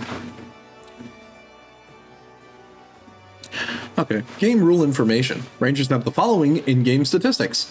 Dexterity is important for a ranger because both he and because he tends to wear light armor and because several ranger skills are based on that ability. Strength is important for rangers because they frequently get involved in combat. Several rangers are wisdom based and have a wisdom score of 14 or higher to get access to more powerful spells. Wisdom score of 11 or higher is recommended to cast spells at all. One of the ranger's trademark skills is his ability to track foes based on wisdom. Okay, so here's the catch. And I'm going to tell you this because this is how I feel about it. You usually only want to get, like 14's okay. I would say just get 12. Because let's be honest, if you're going to be doing this, you only need certain spells to really make your animal companion really good. But you're primarily going to be the one trying to fork damage out. But again, I'm thinking about it in a Pathfinder sense. We don't have Pathfinder feats here. So, what did I say about Paladin? Being multi-attribute dependent. It's mad, therefore it's bad. So unfortunately, it's bad. I know, not the greatest decision, or not anything everyone wanted to hear. But yes, unfortunately, Ranger is bad. And it's bad because it requires wisdom, it requires dexterity, it requires a little bit of strength, and that's mostly because the way you deal... So, dexterity helps you... I think dexterity helps you make to hit bonuses for ranged projectile attacks, but the issue is that damage does not scale with dexterity. That's a Pathfinder thing. Not in 3.5. That scales with strength, I think. And it's like, not great. Not great. Then again, I could be wrong. But again, it's the classic case of this just is too much to really get going. So let's talk. We have things like favorite enemy. So you can track certain enemies, you get bonuses against them when you're trying to make checks, and you also deal +2 bonus weapon damage to a target. Now that's very good. If you're playing a campaign where you know your type of enemy, like for example, when we're playing Kingmaker, we know that we're going to be fighting a lot of magical beasts and animals and kobolds, some trolls, and fake creatures. So duh, I'm going to put favorite enemy magic beast, duh. I'm going to hit that right there, you know what I mean? But yeah, you're allowed to pick what your benefit is, and each time you sort of upgrade that, you're going to get a better bonus each time. So it'll go from +2, +4, +6, whatever it is. And that's if you keep double dipping on the same one. You're allowed up to multiple, I think you're allowed up to 3 different enemies as you keep on going, because every 5 levels after level 5, you get an additional, you get an additional ranger favorite enemy. So you can just sort of choose how you want to do it. You pick which one that you already have gets another +2 bonus, and then you just pick another one. So that's just how it works. And then here's an example of like how favorite enemy works, and it's like it needs to be a specific type, because you can't just cheat and say humanoid and then just say, oh, that counts for all humanoids. That's incorrect. You have to be humanoid and then say a specific category, because that's just cheating. That's a lot. Like I could say outsider. Okay, which one? You know, all of them? No, that's cheating as well. Can't do that. So these are things that you do need to keep in mind. Let's see what else. Wild Empathy. Oh, it's the same thing as Druid. Combat style. Must choose one or two combat styles, either archery or two-weapon combat. This choice is, let's see, it does not restrict the feat selection or in any way. If the ranger selects archery, he's treated as having the rapid shot feat, even if he doesn't have normal prereqs for it. Again, pretty good feat. Very good feat if you're going a range build. Again, range damage doesn't scale, so that's the only downside. But that does mean you do get an extra shot, and that does count as extra hits, so it still kind of makes up for the loss. Let's see, if the ranger selects two-weapon combat, you're treated as having the two-weapon fighting feat, even if you do not have the normal prereq. Again, totally fine. I think that works out. The benefits of Ranger's chosen ability style only applies when he's wearing light armor or no armor. Brother. I mean, I guess it makes sense because you're going to be using a lot of your dexterity bonus, and you don't want to deny that dex bonus. You do need it, and wearing heavier armor does deny that bonus. So, yeah, you know what I mean? These are just some of the things that you, like, gotta deal with. That's just how it is. So, okay. Anywho. Let's keep going. Endurance. Gains endurance. Cool. Anyways, Animal Companion. I'm not going to read all this again. We already talked about Animal Companion. It works the same way as it does for Druid. It's a little worse than Paladin. I'm not going to go in depth on that again. We already talked about that. Improved combat style. Okay, so you get many shot feat. Very good feat. Let's see, two-weapon fighting again, so you get improved two-weapon fighting. Loses all benefits of his combat style when wearing medium or heavy armor. Again, kind of lame, but understandable. Woodland Stride, same thing as Druids. Swift Tracker. Beginning at level 8, the Ranger can move at his normal speed while following tracks without taking the normal penalty of 5. He takes only a 10 penalty instead of the normal minus 20 when moving up to twice the normal speed while tracking. I mean, that's never going to come up in like an actual combat situation because that's just not how we play our games. But if you're doing a roleplay thing, I mean, I guess you would need to move slower if you're tracking something, but in this case, that's fine. The problem is this is a level 8 feature and this sucks. This could be like a level 4 feature. Why is this level 8? That's like a little bad. Oh boy, but we can't forget evasion, which we've already talked about. Alright, combat style mastery. What else are we getting? Level 11, the Ranger has an aptitude in his chosen style. Yeah. Let's see, if he selects archery at second level, he's treated as having precise shot, which is a very good feat. Or improved precise shot. Even if he doesn't have the prereq. Creative two-weapon fighting. Same thing. Camouflage. A higher level, a hide and skill. Yeah, doesn't grant cover or concealment. Hide in plain sight. While in any sort of natural terrain, a ranger at 17th level can choose the hide skill even while being observed. Okay, I mean, I guess.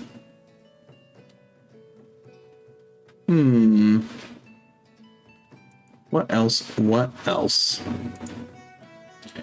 I think that's it. Yeah, okay. I'm gonna be honest. Ranger kind of sucks.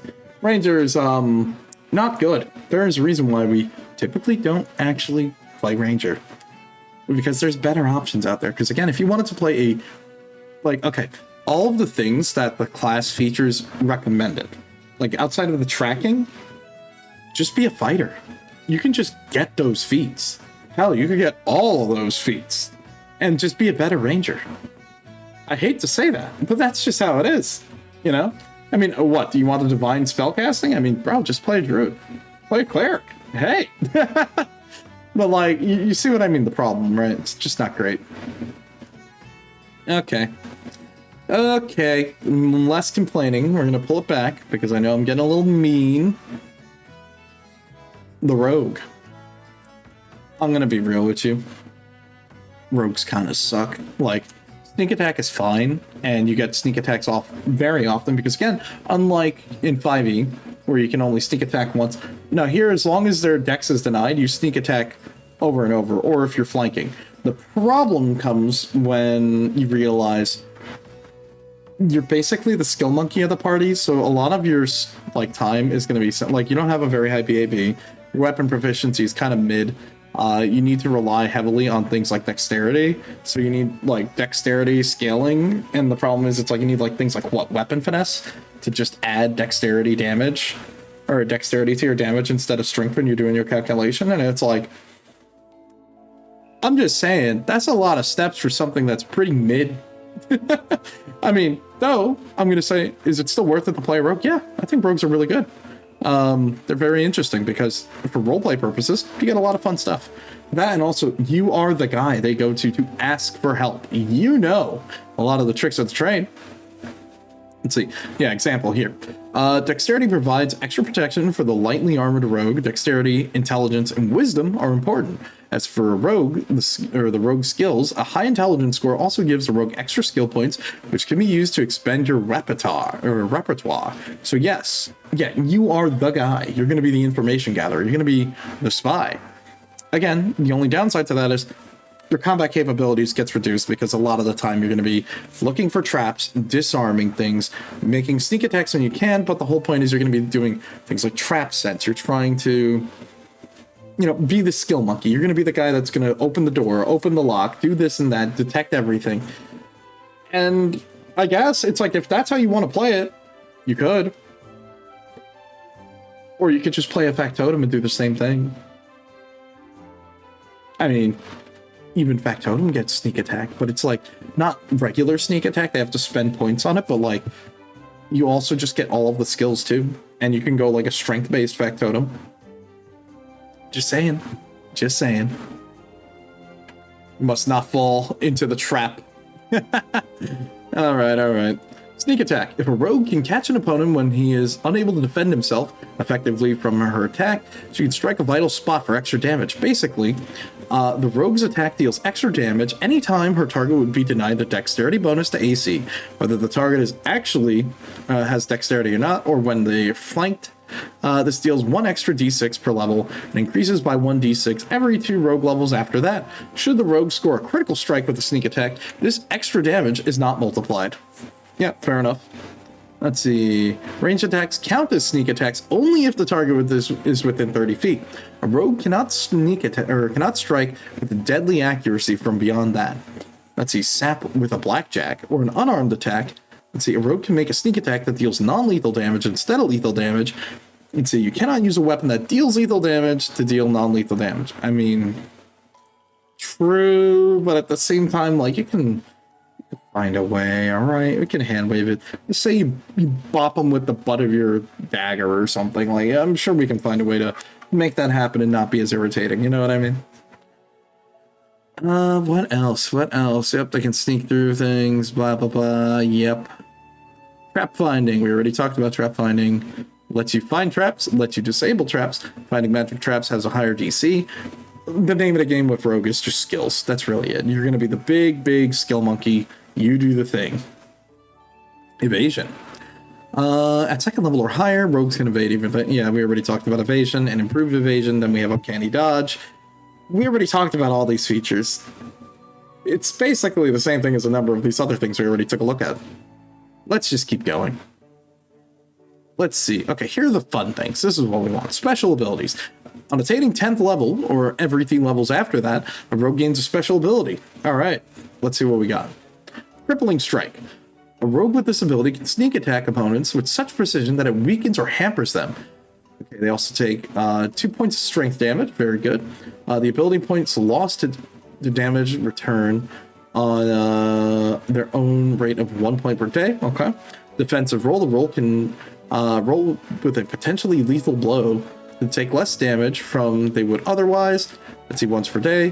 When they would be reduced to 0 or fewer hit points in combat from a weapon blow or whatever. Or, yeah, from a weapon blow. Okay, so specifically getting hit with a weapon. You can roll with a potentially lethal blow. Let's see, yeah, with a potentially lethal blow to take less damage from it than she would otherwise. Once per day, when she would be reduced to that. Yeah, in combat. Broken attempt to roll to dodge damage. Use this thing. Okay, you make a reflex save. If you succeed, take half the damage. If you fail, you take the full damage. Blah, blah, blah, blah, blah. Okay, you survive.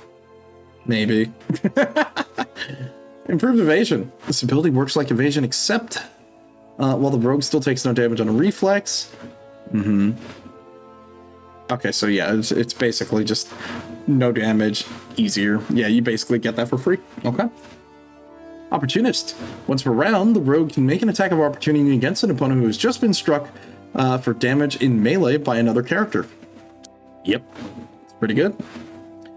Skill mastery. Rogue becomes so skilled, or becomes so certain that the use of a certain skill that she can use them reliably under adverse conditions. So basically, whenever you're in combat or some sort of state, you should be able to do it no problem. Slippery Mind. Let's see, this ability represents the rogue's ability to wiggle away from magical effects that would otherwise control or compel. That's pretty good. It's not bad at all. Yep, take a break, stretch, and hydrate. Appreciate it. You know what? I will do that. I will stretch. Very much appreciate it. And let me just rehydrate. Not bad. Not bad. Look, all I'm saying, this kind of Liquid Death is hitting different right now. Thank you, Liquid Death, for the dead billionaire, which they got sued for the armless Palmer. I remember that. Let's see. Sorcerer. Okay. Let's see, they have no books, no mentors, no theories, just raw power that they direct at will. Yep. Let's see, sorcerers. They get summoned familiar and then no class feats, baby, because all they get are spells. yeah, they're just the rawest spellcaster. Yep. That's you can see why they wanted to sort of move meta magic to them as a class feature, because they didn't have a class feature. They're the same thing as a wizard. No class features, really. I mean, that's just how it is. Like, when you're playing a spellcaster in old D&D, it's really all about your spells and feats to make your spells better. That's just how it works. And it's like, you just pick a familiar that just works for you, like whatever you want bonuses on. If you want to be meta, I'm going to tell you the answer is go with a rat, because you want the fortitude checks. Because if you're a wizard, your con's probably not very high. So getting an additional +2, not bad. Toad's not bad too, because 3 extra health, but you know, IMO saves are better. So I would say either go rat or weasel, because +2 to reflex or +2 to fortitude. And wisdom, I mean, you could put a little bit into wisdom, but it's what it is, you know. That's about it. Yep.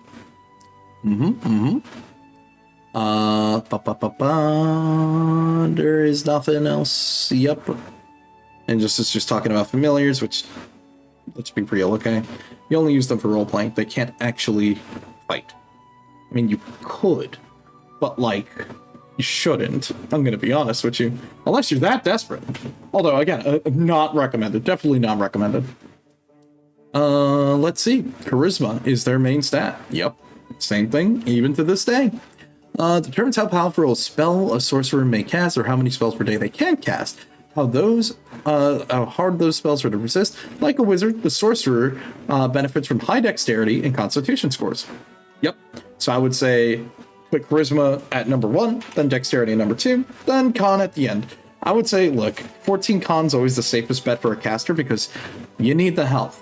Don't lie to yourself. I made that mistake my first time. I made a wizard with a minus con score, bro. I was cooked. It was over, bro. We were level 6 and I had 25 HP. It was bad. You don't want that. Okay, just trust me. Okay. Let's see, what else do we got here? Charisma scores. We talked about spell casting. Yeah, there's not really too much else, because it's just, again, a lot of talking about your spells. The main reason why this is fine is because we're talking about, you know, the fact that with a higher charisma score, you can get additional spell casts, and that's sort of the gimmick here. That, and the main reason why this is the way it is because when you can get feats and you get meta magic, you can take a leveled 1 spell, and then each time you add more meta magic, it increases the spell level needed for it to be cast. So you can just basically do things like that to really, like, get around it. And, like, make the most of it. And that's, again, this is just literally how it's going to go for Wizard. Yeah, because Wizard is basically the same thing. The only thing is, Wizard's class features getting bonus feats, meaning, hey, remember when we were playing Pathfinder? This may look a little bit familiar because, spoilers, a lot of the classes are copy and pasted. That's just how it is. So yeah, you typically would use your bonus feats to just get meta magic or improved schools. It's just really what you do. So, wisdom, what do you do? Or, wizards, what do you do? You go for intelligence, then you go for dexterity, because again, that's how you're going to make your ranged touch attacks. And it also gives you a little bit of AC. And then con. Why? Because do you want to die? Nope. Me neither. Because you have 4 hit die, bro. I'm good. I like being alive. Hopefully you do too. You know, it's a good thing. Let's keep that up. Yep. That is about it. Yeah, arcane spells and armor. Okay, so this is an old D&D thing, and they kind of, I don't think they did it really in 5e, but we have spell failure chance. Now, the reason why they do not wear armor, not only because they'd be clumsy, because every time you wear heavier pieces of armor, it increases your chance of spell failure. Now, there are ways around this. There are feats and builds specifically to play as a spellcaster in a full suit of armor. But those are not really recommended unless you know what you're doing. You need a multi-class. You need to do a lot of very specific fucking around and finding out. I don't recommend it, okay? I wouldn't recommend it. I would say it is a lot easier to multi-class in D&D 5e than it is in 3.5. Well, yes, in 3.5 you can lead to some of the most outrageous combinations of classes you can get. I would still kind of recommend away from that just because it can get pretty tough. Like, because again, now, like, when you level up, not only are you getting, like, BAB, you're getting all the spells, and then you're also getting things like, skill points. It's the skill points that's always the killer, because again, what is the hardest part about making a character in 3.5 is regarding the skill points. We do have, like, okay, we do have other things that are more normal here, so it's like we have Scroll Scribe, works the exact same. You think, get a scroll, you can read it, as long as it's one of the schools, you can copy it to your spellbook. It's fine. It just takes maybe some time, and as a DM, you can just sort of hand wave it, point it out, be like, yep, we'll do that. And again, wizards are prepared spellcasters, so sorcerers are spontaneous, wizards are prepared, basically doing the same thing. There's all the different spell schools, same-o that you expect. And yeah, that is wizard. Oh god, and then this is talking about multi-classing. Alright, this is the pain in the ass stuff that I was talking about.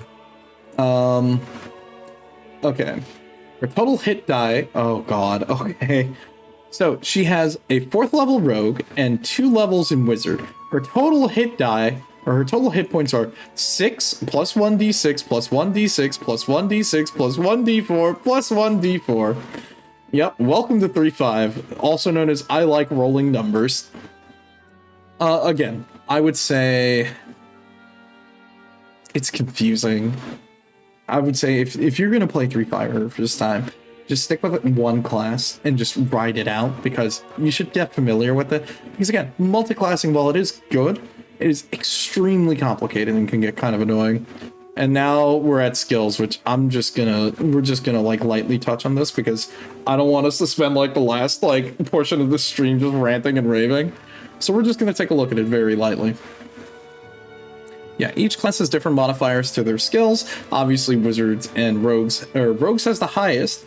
Then I think, what is it? Wizard is not as high. Yeah, who is the highest? Okay, we have rogue and then bard. Interesting decisions, but okay. What else? Oh yeah, baby, there it is. Okay, so remember what I said, we have a lot of skills in 3.5? Welcome to the skill table. Let me do this real quick. Yeah, hold on, let's, yeah, there you go. Welcome, this is the whole skill table. It's a lot. Allow me, from the top. We have appraise, balance, bluff, climb, concentration, craft, decipher script, diplomacy, disable device, disguise, escape artist, forgery, gather information, handle animal, heal, hide, intimidate, jump, knowledge arcane, knowledge architecture and engineering, knowledge dungeoneering, knowledge geography, knowledge history, knowledge local, knowledge nature, knowledge nobility and royalty, knowledge religion, knowledge the plains, listen, move silently, open lock, perform, profession, ride, search, sense motive, sleight of hand, speak language, spellcraft, spot, survival, swim, tumble, UMD, and use rope. Bam. There you go. There you go. That's all the skills. This sucks. It's bad. Look, there's a reason why I said I vastly prefer the fact that they fix this and make this way, way less toxic in later renditions of D&D. I will say, these are good, but the problem is, there are so many different variations of things. Like, look, I understand why knowledge is split up amongst a bunch of these things, but there are some things I can use, crunching down, like UMD and decipher script can just be one thing, or just combine decipher script, into like knowledge arcana, or things like spellcraft, or like there's just so much stuff, like climb, tumble, spot, swim, just make it all athletics, make all of the diplomacy stuff, like make that like, or you can keep that different, like spot, listen, that can just be combined into one. Just make that perception. You know what I mean?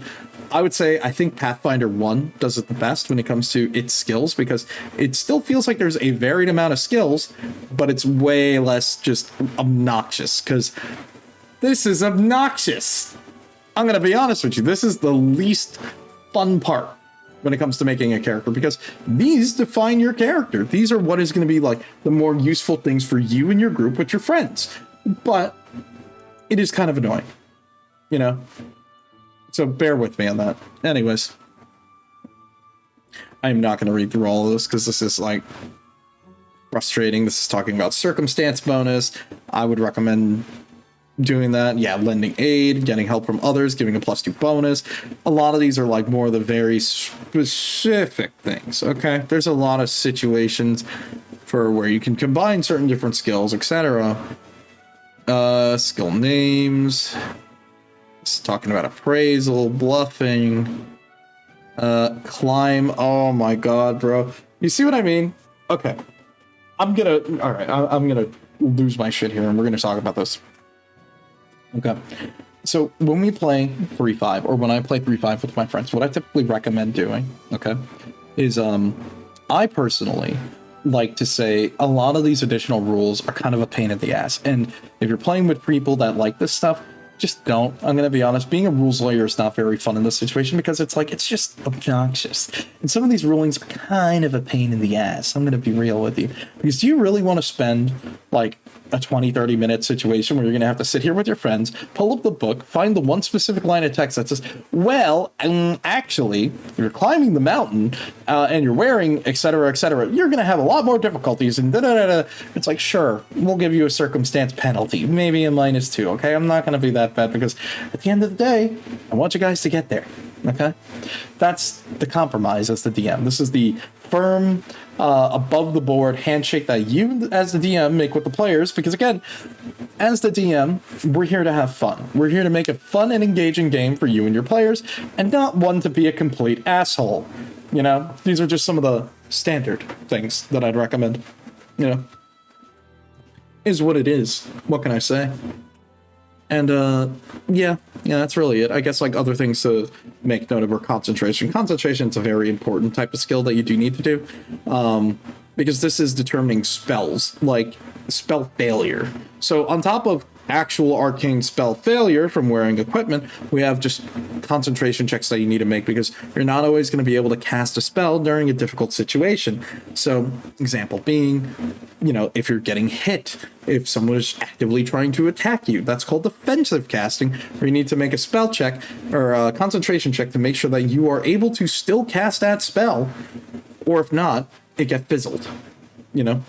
These are just some of the things that you need to keep an eye out for while you're, doing stuff, okay? It is what it is, and that's just how we do it. So, what else can I tell you about this? I don't really think anything else. Yeah, this is just going over a lot of the other skills we can skip around. Let's see what else. Oh, sad dog. Healing is just a stabilize, jump check. Again, just combined to athletic. Moving silently, performing, fashion. Okay, so this is like if you're doing crafting. I'm gonna be real with you. It's not very often you would be doing crafting in a campaign unless like that is like a gimmick behind your character or something specific. Because I'm gonna be honest with you, it's crafting in D&D usually comes at a cost, and most of the time we would either make that cost time or EXP. And usually me and my friends work on a milestone like that. Say we're doing milestones, so like the party is level 6. You can keep all of that EXP that you've gotten up to level 6 and use that as a currency to craft stuff, and we will treat it like that. So you're not, falling behind, but you're also getting use out of your class features like crafting. You know what I mean? So I think that's kind of the best way to go about it. Okay, and yeah, this is all just talking about skills. It finds that using a magic device can be risky. It exploded interface. Nice. Let's see. Yeah, UMD, use rope. Chapter 5. What is this? Feats. Well, I kind of already went over some of these feats because it's just most of the time. I guess we could talk about, like, yeah, there's meta magic feats, which it does work. It certainly does work for certain classes better than others. What else do we got here? Yeah, and this is like how you would write your own feat, and then talking about other general feats as we sort of keep on going. I think, to be honest with you, I think we're kind of done here because I don't think, we really want to like go through absolutely everything here. But, oh, there's the evil sorcerer that she's dodging the bolt from. That is pretty cool. I do like that. That's kind of clever. But yeah, I think that is about it, because it's like, look, we could sit here and go forever and like keep on reading, and I do think the art is really nice. Like attacking with 2 arrows thanks to the many shot feat. Very good, very good. And this is like using spell scribe. Yep, casting a spell from the scroll that you scribed. Other things like that, more tower shield proficiency. And it's funny because a lot of these things we just kind of see when we're like, doing a campaign. Like, again, my thing is you could sit here and read through the catalog of all these different descriptors, but there are so many, and I'm going to be honest with you, when it comes to like 3.5 stuff, my biggest issue is there's not really a good general resource for all of this stuff like there is with 5e. 5e, you have 5e tools, but for older games like 3.5, there are some sites that are good, like Ultimate SRG is good, but some of these are just not great. Like, there's not a lot of places where you can search. So you kind of just have to, like, really look through the books to get an idea of what you want to look for. And that's just kind of what you do. I was just talking about the different domains of the different gods. Yeah. Yeah. And what else? Customizing your character, writing your backgrounds, talking about equipment. I'll be honest, equipment really hasn't changed in the past couple of decades, really. A lot of the stuff stays about the same, which is very nice. And a lot of these are just, grab bag. You kind of go look through and see what you want to get. But what else? There's not really too much else here. Armor. Good old chain shirt. Bro, chain shirt is like the goated piece of equipment at low levels because Dex bonus 4, AC bonus 4, 100 gold. It's totally worth it if you're any type of melee fighter. Getting in and out of armor, we're not going to talk about that because that's usually a pain in the ass. There's not really very many situations where that counts or it's really worth it.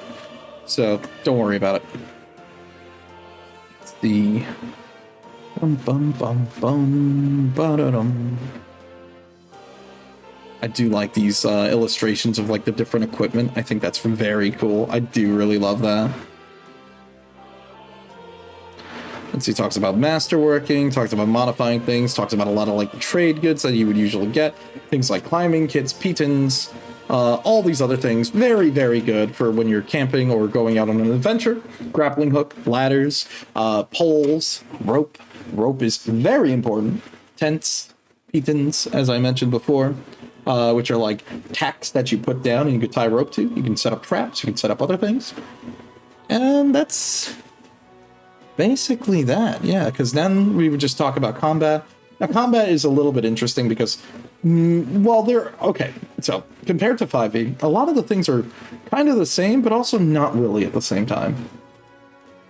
A lot of the rules apply, but now it's a little bit different, where it's like, it's a little bit more complicated. So you have things like armor class, which we already talked about in 5e. AC is AC, but you have your touch AC, your flat-footed, and some other things as well. Let's see. Is there any other specific examples I could give you? Because I think we talked about it. Yeah. So your AC is 10 plus your bonus armor, plus your shield, plus dexterity, plus size. Flat-footed is when your dexterity is denied, and unarmed AC, your natural armor is just without armor or shield bonus, or just your dex plus size plus 10. I know that sounds like a lot. It's not that bad, just trust me. It's really not that bad. Yep, damage, it adds your strength plus your BAB plus your damage. And unfortunately, yep, thrown weapons or ranged weapons, I think they use your strength, yeah, unfortunately. Anything else to really call out here? Because it's like, it works mostly the same. It's just a lot of extra ruling, a little bit of extra steps. But yeah, that is about that. I think, to be real, I think we're kind of done with that for now. We could always revisit 3.5, and trust me, I got tons of other 3.5 books we can look at another time too. But yeah, I think that's about it. I think that's mostly the stuff that I kind of wanted to get out of my system. You know, taking a look at how the classes work, a little light look at the combat, and there's always tons of stuff. Like, this combat section is very in-depth because, again, combat in 3.5 is a little bit more complicated than it seems, but it's mostly because there's a lot of wheel spinning and just stuff in the background, you know what I mean? So it's like a lot of feats giving you different attacks, different modifiers. 3.5 is the numbers game. I'm going to be honest. 3.5 and Pathfinder 1 are all about stacking benefits, stacking bonuses, stacking different spells to get additional effects, but without, you know, it's basically making sure that you're getting all of your stuff in order. It's just, once you got that, not bad at all. So yeah, there you go. So tell you what, I am gonna jump us back over here and let's talk for a quick bit, because I do want to talk for a little bit about the Discord server. Let's do that.